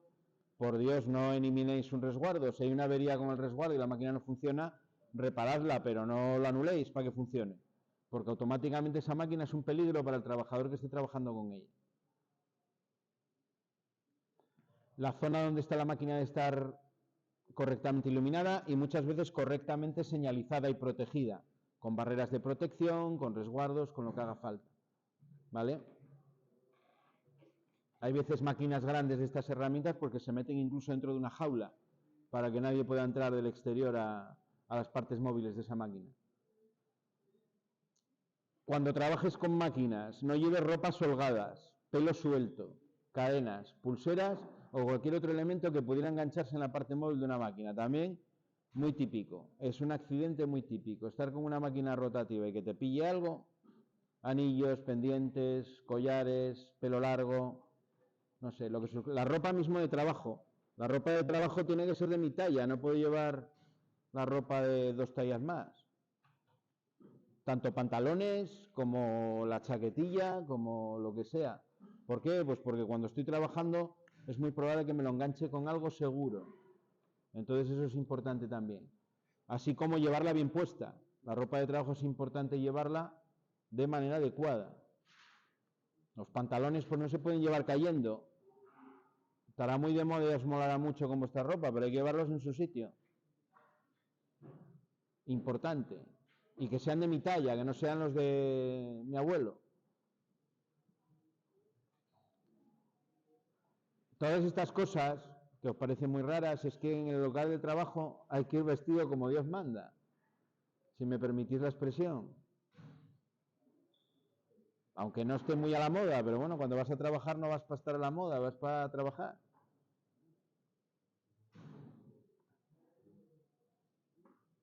Cuando limpio una máquina, tengo que hacerlo normalmente con la máquina parada. Una máquina en marcha no se limpia absolutamente nada. Y hay que utilizar las máquinas de manera correcta, no someterlas a esfuerzos mayores para los cuales están diseñadas. ¿Por qué? Pues porque acabarás rompiendo una broca de un taladro, acabarás rompiendo el útil de corte de una máquina herramienta si te toca utilizarla, o lo que sea, pero si las fuerzas más de la cuenta se va a romper. Muchas veces cuando se rompen, si es una máquina que está girando, ese elemento va a salir despedido. Y alguna vez por mecánica voló alguna pletina que no le dio a alguien de puro milagro. Una pieza longitudinal más puesta empieza a bandear, a coger radio de giro y un momento dado, ¡plum!, por el aire. Todos agachados, hasta que cae. Los accidentes se producen, pero muchas veces se producen por no hacer las cosas de manera correcta. Precisamente la seguridad, todo esto que estamos viendo, la finalidad que tiene es evitar ese campo de incertidumbre que tenemos cuando hacemos cosas. Igual que en la conducción, por ejemplo, un ámbito que todos conocéis, o muchos conocéis, las normas de tráfico están pensadas para eliminar, en la medida de lo posible, nunca se puede hacer al 100%, porque al final las personas nos empeñamos en hacer las cosas mal, o porque a veces hay imponderables, ¿no? Pero intenta eliminar ese margen de riesgo, hacerlo cero. Aquí es exactamente lo mismo.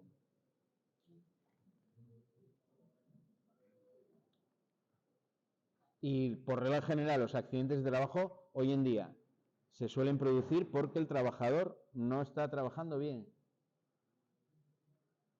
Es así de triste, pero yo de todos los que he tenido noticia desde que estoy aquí, que bueno, te sueles hacer eco, sueles estar pendiente cuando oyes algo de eso, que te cuenten los detalles, todos, siempre es una cagada del trabajador. Y luego se le suma, a lo mejor, puede sumársele que a lo mejor la empresa no le dio un EPI o no, pero son cosas ya colaterales. El hecho que desencadena el accidente normalmente es una cagada del que está trabajando. Jolín, si te estás jugando tu vida, tú tendrás que estar pendiente el primero, ¿no? De no hacer nada que te pueda producir algún daño. Tienes que ser consciente del riesgo, siempre. Yo os lo digo muchas veces, porque no lo sois y porque pasa aquí.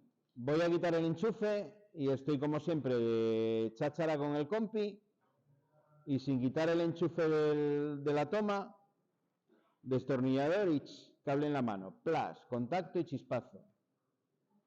Eso lo haces en un cuadro real, en una industria donde tengo el centro de transformación a 10 metros y tengo una intensidad de cortocircuito a lo mejor de 20.000 amperios y te va a hacer una gracia el arco que se va a producir, la quemadura que te vas a pegar, va a ser de considerable. Y te va a pasar por una cagada, por no estar en lo que estás haciendo.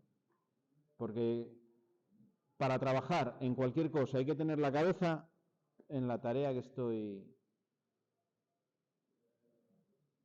Es como conducir. En esto, si pensáis en conducir, es lo mismo. Para conducir tengo que estar pendiente de la conducción. Tengo que estar pendiente de la velocidad que llevo, de cómo está la carretera, bueno, de muchas cosas, porque al final la conducción son muchas cosas. Cuando estoy trabajando exactamente igual. Cuando llevas 20 años conduciendo, no estás igual de pendiente. Conduciendo, de acuerdo. Trabajando tampoco, pues deberías.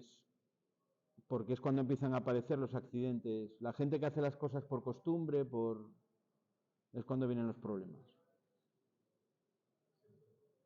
Y entramos en riesgo eléctrico. Esto se atañe directamente. Mirad, os lo pone aquí muy claramente.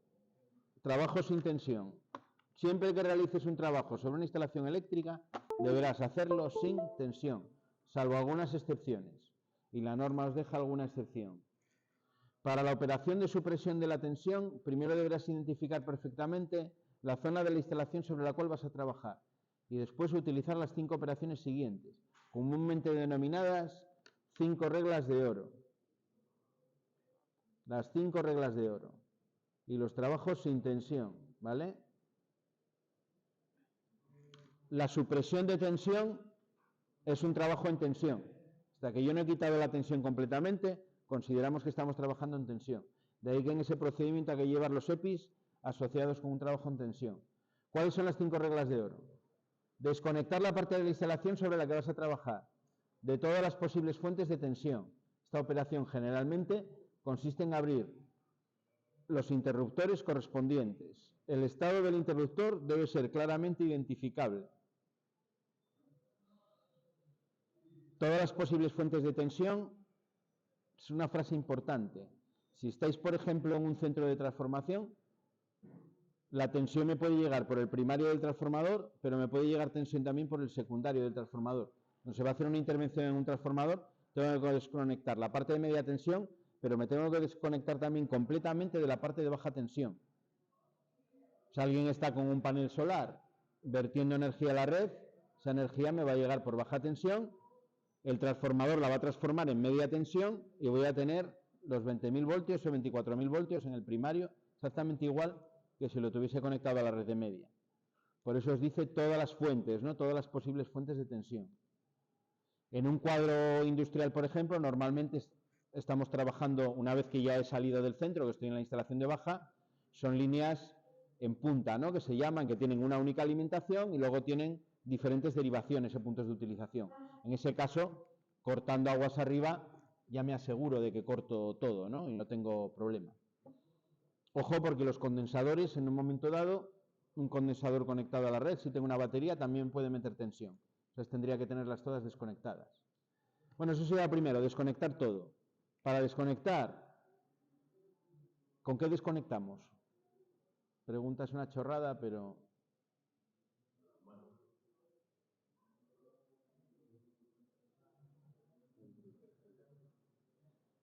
Bueno, esto no suele pasar en baja tensión, esto suele ser más de media, pero imaginaos que tenéis un cuadro donde tengo un seccionador, un interruptor, y luego aquí tengo ya protecciones, tal. ¿Cuál es lo primero que tenemos que hacer? ¿Darle al interruptor o al seccionador? Bueno, todos sabemos lo que es interrumpir o seccionar, porque a lo mejor si no lo sabemos la pregunta es absurda. ¿Sabemos la diferencia entre interrumpir y seccionar? Interrumpir. Tengo un circuito por el que está circulando corriente y le doy al interruptor. El interruptor, como su propio nombre indica, interrumpe la corriente. Tengo corriente y la interrumpo. Un interruptor es capaz de interrumpir una corriente. Para ello tiene lo que se llama poder de corte. Es capaz de operar con una corriente, hacerlo rápidamente y extinguir el arco eléctrico que aparece, para que ni se dañe las personas, ni lo que rodea la instalación, ni el propio interruptor. Eso es un interruptor. Normalmente lo que tienen es en baja tensión, suelen ser muelles, pero puede ser en aire comprimido, lo que haga esa fuerza, ¿no?, que abra rápidamente. Siempre tiene que ser una abertura que se llama brusca. Eso es un interruptor. Un seccionador.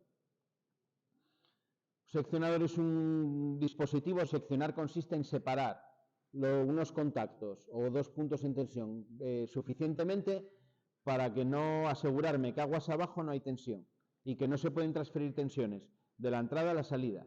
Lo que se llama el corte visible. ¿Vale? Corte visible porque hay una distancia que se ve y se puede apreciar suficientemente grande para aislar la entrada de la salida. Sabéis que el aire es aislante, pero es aislante en unas determinadas distancias. Si yo tengo, por ejemplo, no sé, 24.000 voltios y pongo a esta distancia, a unos 5 centímetros, dos bornes, uno a 24.000 voltios y otro conectado, por ejemplo, a tierra, la corriente va a pasar por el aire. Va a haber un arco eléctrico y la corriente va a estar pasando por el aire. ¿Por qué? Porque para los 50 milímetros a 24.000 voltios el aire no es aislante. El aislamiento depende del grosor y de la rigidez dieléctrica del material. Por eso cuando tenéis un aislante de alta tensión es un aislante muy gordo, y cuando es el aislante de un cable de baja tensión es un aislante muy fino. El aislante es el mismo, puede ser etileno o propileno, pero si tiene que aislar más tensión tiene que ser más gordo, ¿no? Resumiendo, pues con el aire pasa lo mismo. Si yo quiero aislar, tengo que separar los contactos una distancia suficiente. Eso es lo que hace un seccionador. Me separa, me da un aislamiento suficiente mediante separación de los contactos, lo que se llama un corte visible. No, estamos acostumbrados a que el dispositivo que es interruptor sea también seccionador, pero no siempre, ¿vale? Si yo los tuviese separados, el orden de maniobra es el siguiente. Primero, tengo que accionar el interruptor. Imaginaos que tenéis una instalación en carga, con corriente. Primero tengo que interrumpir la corriente. Interrumpo la corriente en el interruptor. Y en segundo lugar, tendría que seccionar, tendría que abrir el seccionador. Una vez que haya abierto los dos, ya considero que he abierto las fuentes de tensión. Pero el orden es ese. Primero interrumpo y luego secciono. Cuando voy a conectar, pues exactamente al revés. Primero le doy al seccionador y luego ya al interruptor. El orden a la hora de conectar es el inverso. Pero como estamos hablando de la desconexión, es primero interruptor y luego seccionador. En los edificios de viviendas, por ejemplo, el interruptor es interruptor seccionador, el de la centralización de contadores. Ahí no tenéis problema. Ahí simplemente con darle ya quitasteis corriente a todo ese cuadro, a toda esa centralización de contadores, a la que esté en el mismo módulo, vamos. ¿De acuerdo? ¿Qué pasa si yo abro un seccionador en carga? Seccionador, normalmente la velocidad de actuación del contacto va a ser la velocidad que el operario hace con la mano. ¿Qué pasa cuando abro un seccionador en carga? Tendrás un arco eléctrico que, según la tensión, puede ser realmente muy peligroso, según la tensión y la corriente de cortocircuito que tengas en ese punto de la instalación. Tienes una corriente de cortocircuito grande y encima estás trabajando en media tensión, en alta tensión, las consecuencias pueden ser peligrosas, tanto para el equipo como para lo que hay alrededor. Segundo, bloquear la alimentación para asegurarse de que nadie la activa mientras se están realizando trabajos. Para ello, te da varias opciones, ¿no? Puedes quitar los fusibles, cerrar la llave del cuadro de mando. Además, puedes colocar una señal en dicho cuadro que indique que hay personal trabajando. Ahí puedes, pero yo diría debes colocar una señal, porque hay que señalizar también, aparte de cortar. En baja tensión tenemos el problema que no todos los dispositivos tienen la capacidad de poner, por ejemplo, un candado o algún precinto. Entonces, pues intentaría precintar el cuadro y se pondría una señal de que trabajando, se están realizando trabajos, para que nadie me rearme la protección y le dé un calambre o hay un accidente con el que esté trabajando ahí. Es también muy, muy evidente. Pensar que no tiene por qué ser la misma persona, también la que realice el corte de la que realiza el trabajo, ¿vale? En trabajos de mayor entidad suele haber lo que se llama un jefe de trabajos, que es la persona encargada de hacer el descargo, y la gente que hace el trabajo en sí son otras personas distintas. Es también para evitar de que el típico listo que pasa por ahí dice, coño, me he quedado sin corriente, ¿qué pasa? Voy al cuadro y levanto la protección. Nunca deberéis de hacerlo eso. Cuando estéis trabajando en una nave, en una empresa, en un taller, y os quedéis sin corriente, enteraros de por qué os habéis quedado sin corriente. No veis al cuadro directamente y subir. Porque puede que alguien haya bajado la tensión para hacer algo en una máquina o en una línea, y si le subís en ese momento, pues va a haber un problema. Entonces siempre enteraros de qué está pasando. Tercero, comprobar la ausencia de tensión en la zona donde vas a trabajar, mediante un detector de tensión, un polímetro. Normalmente en baja, pues lo hacemos con un polímetro. Hay detectores también de fase, de tensión. En media tensión hay unas pértigas que llevan un zumbador que cuando se aproxima la tensión emiten un ruido. Las hay también luminosas. Tiene una luz que emite un destello cuando se acerca a zonas en tensión. Luego el cuarto sería poner a tierra y en cortocircuito.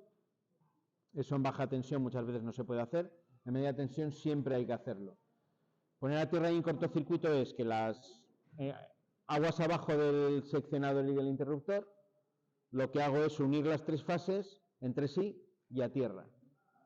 ¿Para qué es eso? Bueno, para evitar que si así todo, aunque yo haya señalizado y enclavado, llega alguien, rompe el precinto y me sube la protección de la fuente de alimentación, me vaya a pasar nada. Lo que estaría haciendo sería provocar un cortocircuito y las protecciones que hay aguas arriba deberían de saltar y protegerme. ¿Vale? También en líneas de alta tensión tiene el sentido de descargar en sí lo que es la línea, ¿no? Cuando tengo cables de red aérea, por ejemplo, de media tensión, el cable junto con el suelo forman como si fuese un condensador, y cuando yo le quito tensión a la línea, hay una cantidad de carga eléctrica muchas veces importante que queda atrapada en el cable. Por efecto de atracción electrostática con el suelo, se quedan un montón de electrones, por así decirlo, en el cable. La descarga se realiza uniendo las fases entre sí y uniéndolas a tierra. En el momento en el que las unes entre sí y las pones a tierra, se descarga por el terreno esos electrones de más, esa carga que me queda en el cable, y ya se puede trabajar tranquilamente. Viene por ahí, el origen de eso de puesta a tierra en cortocircuito viene de ahí, pero al final también me va a proteger de ese otro problema, que sea que alguien me ponga en tensión la instalación aguas arriba. Por esa parte del proceso es por lo que se llama descargo. Ese procedimiento de trabajo se suele llamar descargo, es decir, quitar la carga a la línea, por esa carga que quedaba atrapada. Y por último, delimitar y señalizar la zona donde se va a trabajar mediante vallas, cintas, etcétera, para indicar que en esa zona solo puede entrar personal autorizado que está realizando trabajos. Vale. Hay veces en instalaciones grandes, cuando es por ejemplo una línea de media tensión, que hay que señalizar la zona donde yo corto y luego hay que señalizar la zona de trabajo también. Y tengo que poner puestas a tierra y en cortocircuito también en la zona de trabajo. Hay que apantallar también en esta parte del principio, es que bueno, el procedimiento según para lo que sea os lo cuentan de una manera o de otra. En este último apartado donde pone delimitar la zona de trabajo también hay que realizar apantallamiento de otras líneas. Por ejemplo, en media tensión hay zonas donde tengo una línea de media que va por abajo y a ciertos metros por arriba pasa una línea de muy alta tensión. Esos cables de alta tensión lo que se hace es ponerles como una camisa aislante a los cables para evitar cualquier tipo de transferencia de tensión entre la alta tensión y la media tensión. Incluso si los cables por lo que sea se descuelga uno de ellos porque hay un accidente, al tener una camisa aislante pues no me daría problema, al menos eléctricamente. Bueno, hasta que no se hayan realizado las 5 operaciones no consideramos que estamos sin tensión. Por eso esas 5 operaciones se realizan con los EPIs y las condiciones de trabajo en tensión. Bueno, si desgraciadamente os dice ahí, se presencia un accidente eléctrico, lo más importante es cortar la circulación de corriente por el accidentado cuanto antes. Lo prioritario siempre es proteger a la persona que está sufriendo o que ha sufrido el accidente. Si esto no es posible, debes intentar separar al accidentado del punto del contacto eléctrico. Para ello, lo primero que debes hacer es protegerte tú, ya que si no, también podrás quedarte pegado a la instalación. Si tienes a mano guantes o cualquier otro material aislante, póntelo. Aíslate del suelo mediante una alfombra aislante o una banqueta, y si es posible, utiliza una pértiga aislante para intentar separar a las personas de la instalación. Esa pértiga que tenéis ahí de salvamento, esa es la que normalmente se utiliza cuando se hace un descargo de una celda. Hay una persona que está haciendo el descargo y otra está al lado con la pértiga, por si hay algún problema, tirar de él. Al final lo que se trata es de, sin correr tu riesgo, desenganchar a la persona del punto de contacto, ¿no? Para que él no se electrocute y que no te electrocutes tú también. Que no hay una pértiga, pues a veces pues con una tabla de madera o con algo que sea aislante, o a veces simplemente te tiras sobre él con la suficiente fuerza como para ser capaz de separarlo y que no os quedéis los dos enganchados, porque si simplemente le vas a agarrar, te vas a quedar enganchado tú también. Vais a tener dos electrocutados por el precio de uno. Entonces, o me tiro contra él, que es lo típico, o con una tabla, o con algún objeto que tenga que no sea conductor, intento separarlo. Pone ahí un palo de madera si no tienes, o de plástico, o cualquier otro elemento que puedas estimar que no sea conductor. De automáticamente pues poner en una posición segura al accidentado, llamar a los servicios de médicos y demás. Vale.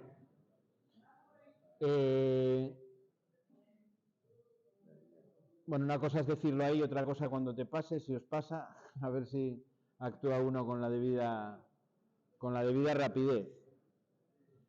Que una vez hace muchos años cuando se daba el ciclo de electrónica se quedó enganchado y el profe que estaba rápidamente le pegó un empujón y lo sacó porque había quedado tal cual. Era un compañero vuestro y fue hace unos cuantos años. Estaba haciendo el bobo y se le ocurrió pensar que qué pasaba si agarraba la fase y el neutro a la vez. Parece ser que no había atendido las primeras clases de electrónica y de electrotecnia. Y claro, ¿qué pasó? Pues que se convirtió en una bombilla automáticamente. El hombre receptor y pasó a ser el receptor, claro, el profe tuvo que pegarle un quite para quitarlo de... Pues estuvo unos cuantos días con los músculos de los brazos con unas agujetas considerables. Que sabéis que cuando hay un accidente eléctrico, uno de los primeros efectos que tiene la corriente es que te deja los músculos completamente agarrotados por el propio paso de la corriente. Es lo que se llama la tetanización. Y eso luego, pues, durante una temporadina, según el tiempo que haya estado pasando la corriente, pues te va a quedar bien. Eso si no te ha producido quemaduras, que en este caso no le produjo ningún tipo de quemadura. Bueno, lo que se trata es de cumplir todas las normas para que todo esto que estamos diciendo aquí no pase, ¿vale? La electricidad, si lo pensamos objetivamente, trabajar en electricidad no es peligroso especialmente, pero hay una serie de riesgos que tenemos presentes y tenemos que seguir. Quiero decir, no se trata de esto que estamos diciendo para que vayáis a trabajar con miedo.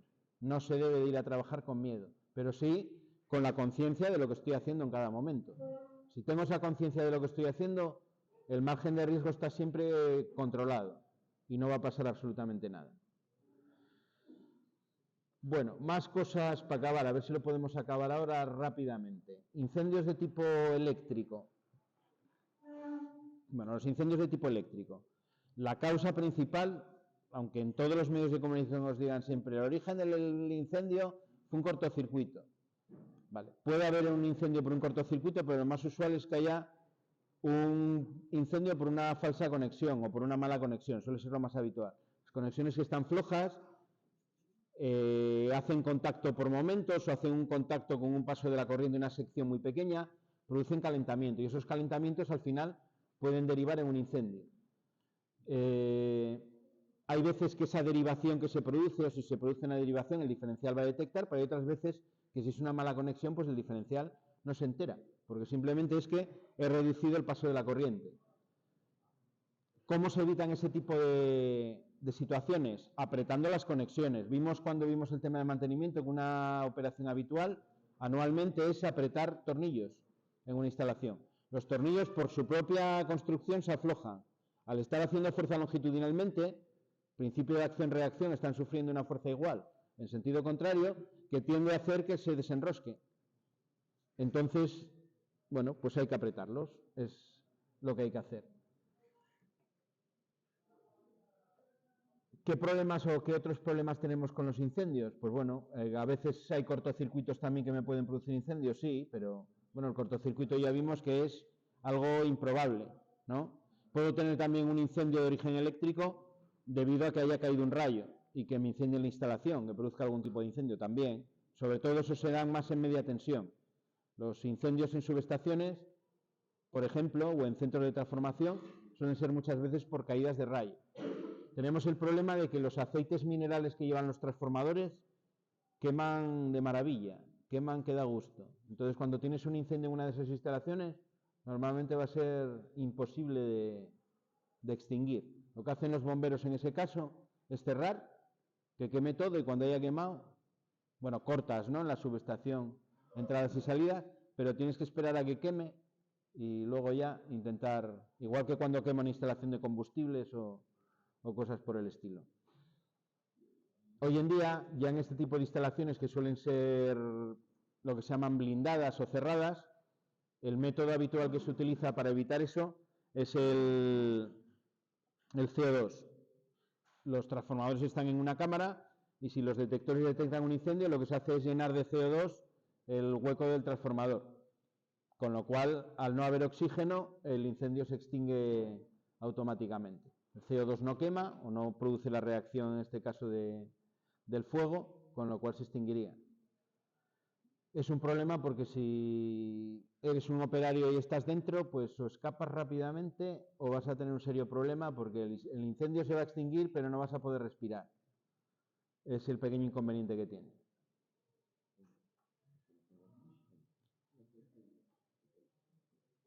Bueno, medidas para evitar incendios. Elegir adecuadamente las secciones de los conductores. Yo diría, cumplir con el reglamento, y resumimos todo ese párrafo. Si cumplo con las prescripciones que me da el reglamento en cuanto a secciones de cable, protecciones de los cuadros y demás, tengo gran parte del problema solucionado. Realizar las conexiones de los conductores en cajas apropiadas, de material aislante, no propagadores de la llama. Muy importante que las conexiones en una vivienda, por ejemplo, de las regletas, las hagáis de manera sólida y de manera fuerte. Enrosco los cables, los hago pasar hasta el final de la regleta, sin que salgan fuera de la regleta, pero hasta el final de la regleta, y aprieto firmemente con los dos tornillos de la regleta para que el cable quede bien sujeto y que haya una sección para el paso de la corriente adecuada, que estén en contacto perfecto. Bueno, correctivos de dispositivos de protección necesarios, lo mismo. En locales de pública concurrencia, cines, teatros, hay que utilizar conductores no propagadores del incendio. Los que se llaman también cables libres de halógenos, ¿vale? Y tenéis la señalización que van a llevar, no propagador de la llama, con la norma UNE correspondiente, no propagador del incendio, baja opacidad de humos, baja emisión de humos tóxicos y libre de halógenos. ¿Por qué tenemos que utilizar ese tipo de cables? Bueno, pues para evitar que se nos intoxique la gente que está dentro del sitio. Antiguamente los cables eran altamente tóxicos cuando se quemaba un cable. Los derivados del cloro, los gases que derivan del cloro, de esa reacción de quemar el cable, el PVC, son los mismos gases que se utilizan en la cámara de gas para realizar ejecuciones, no os digo más. Una habitación, por ejemplo, un salón de una casa, si hay un incendio y los cables se están quemando, el ambiente con los cables que se utilizaban antiguamente era tóxico en 1 minuto y medio. Empezaba a ser altamente tóxico en 1 minuto y medio. Por eso, locales de pública concurrencia se utilizan cables libres de halógenos. Es decir, los gases que se van a producir ya no son tóxicos. Aparte van a ser cables con baja emisión de humos, con lo cual se va a facilitar la evacuación, ¿no? Si tienes un incendio, bueno, alguien dirá, es una tontería, ¿no? Bueno, es una tontería, salvo que sea un incendio de origen eléctrico, que entonces es importante. En el resto de incendios, la baja emisión de humos tóxicos del cable te da igual, porque vas a poder tener emisión de humos tóxicos por otro tipo de elementos de construcción. No deberías, si cumples con la normativa de construcción, pero puede ser. Como pasó en esa discoteca, ¿no? No hace mucho, 2 discotecas que quemaron y tal, y bueno, pues Todavía no salió en qué quedó el tema, pero seguro que ahí había temas constructivos mal hechos, muchos. Bueno, esto os lo habrá hablado Ricardo mucho, porque de esto Ricardo además lo controla bien. La refrigeración de los cuadros, importantes, que comentamos en el tema de cuadros eléctricos también aquí. Las distancias de seguridad de los aparatos, como indica el fabricante.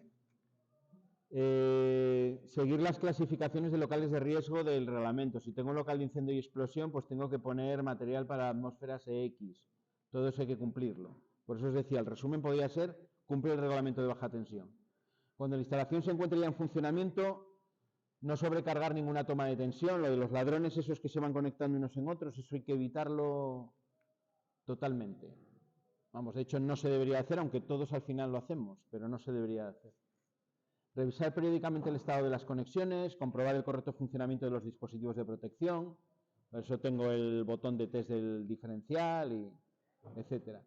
Existen, y en las OCAs pues te hacen un disparo, yo creo, ¿no? De protecciones, medición de corriente de corrientes de cortocircuito y demás.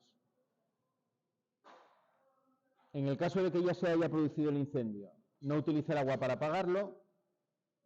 Hay que recordar que el agua es conductora, bueno, entre comillas, el agua es aislante, pero mejora la conducción superficial, con lo cual al final en la práctica, cuando tengo electricidad y mezclo con agua, pues va a conducir superficialmente y voy a tener un problema.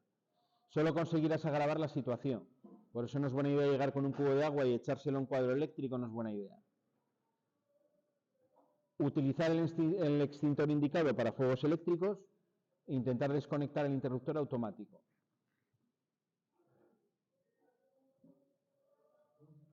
Bueno, y nada, acabamos esto y nos ponemos ya con el taller en 2 minutos.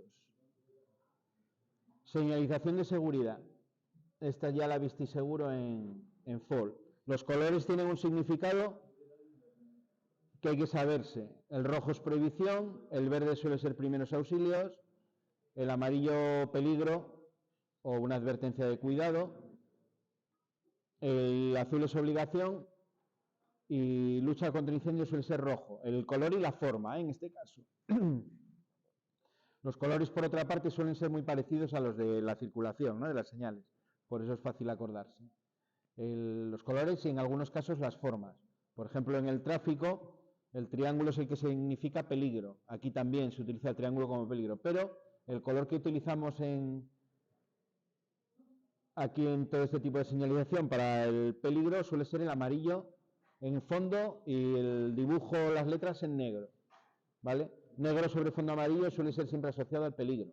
Las cintas estas que son amarillas y negras, este tipo de señales. Nada, estas es que las miréis, ¿vale? Lo que es cada una. Normalmente tiene un dibujo bastante representativo del peligro que me está indicando y se entienden todas bastante bien. Señales de prohibición, exactamente lo mismo. En este caso sí que son prácticamente iguales a las que se utilizan en la circulación, ¿no? De coches.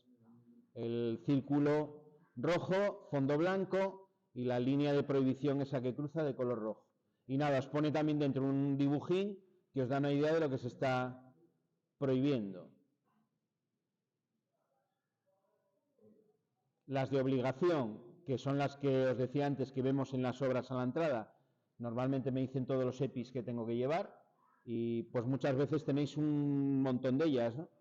Guantes, gafas, protección del cuerpo, son también todas bastante lógicas.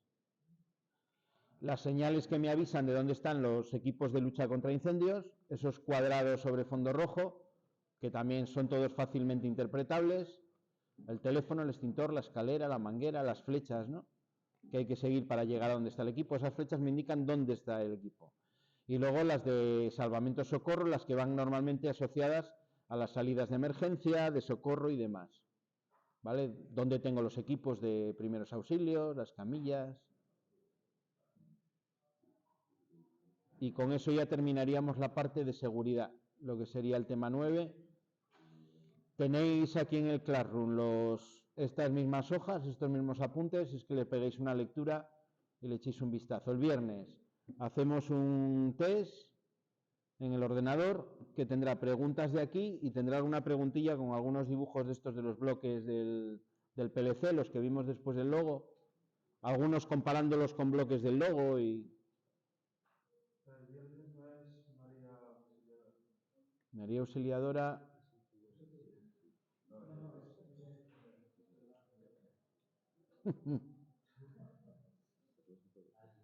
Lo hacemos el jueves, ¿a qué hora tenemos? Lo intentamos hacer el jueves. Se hace media hora, nos da con una hora que tenemos el jueves, nos da de sobra. A ver si está libre ese aula, sin otra de las de arriba y hacemos ahí el control. Verdad que el viernes tenemos la fiesta.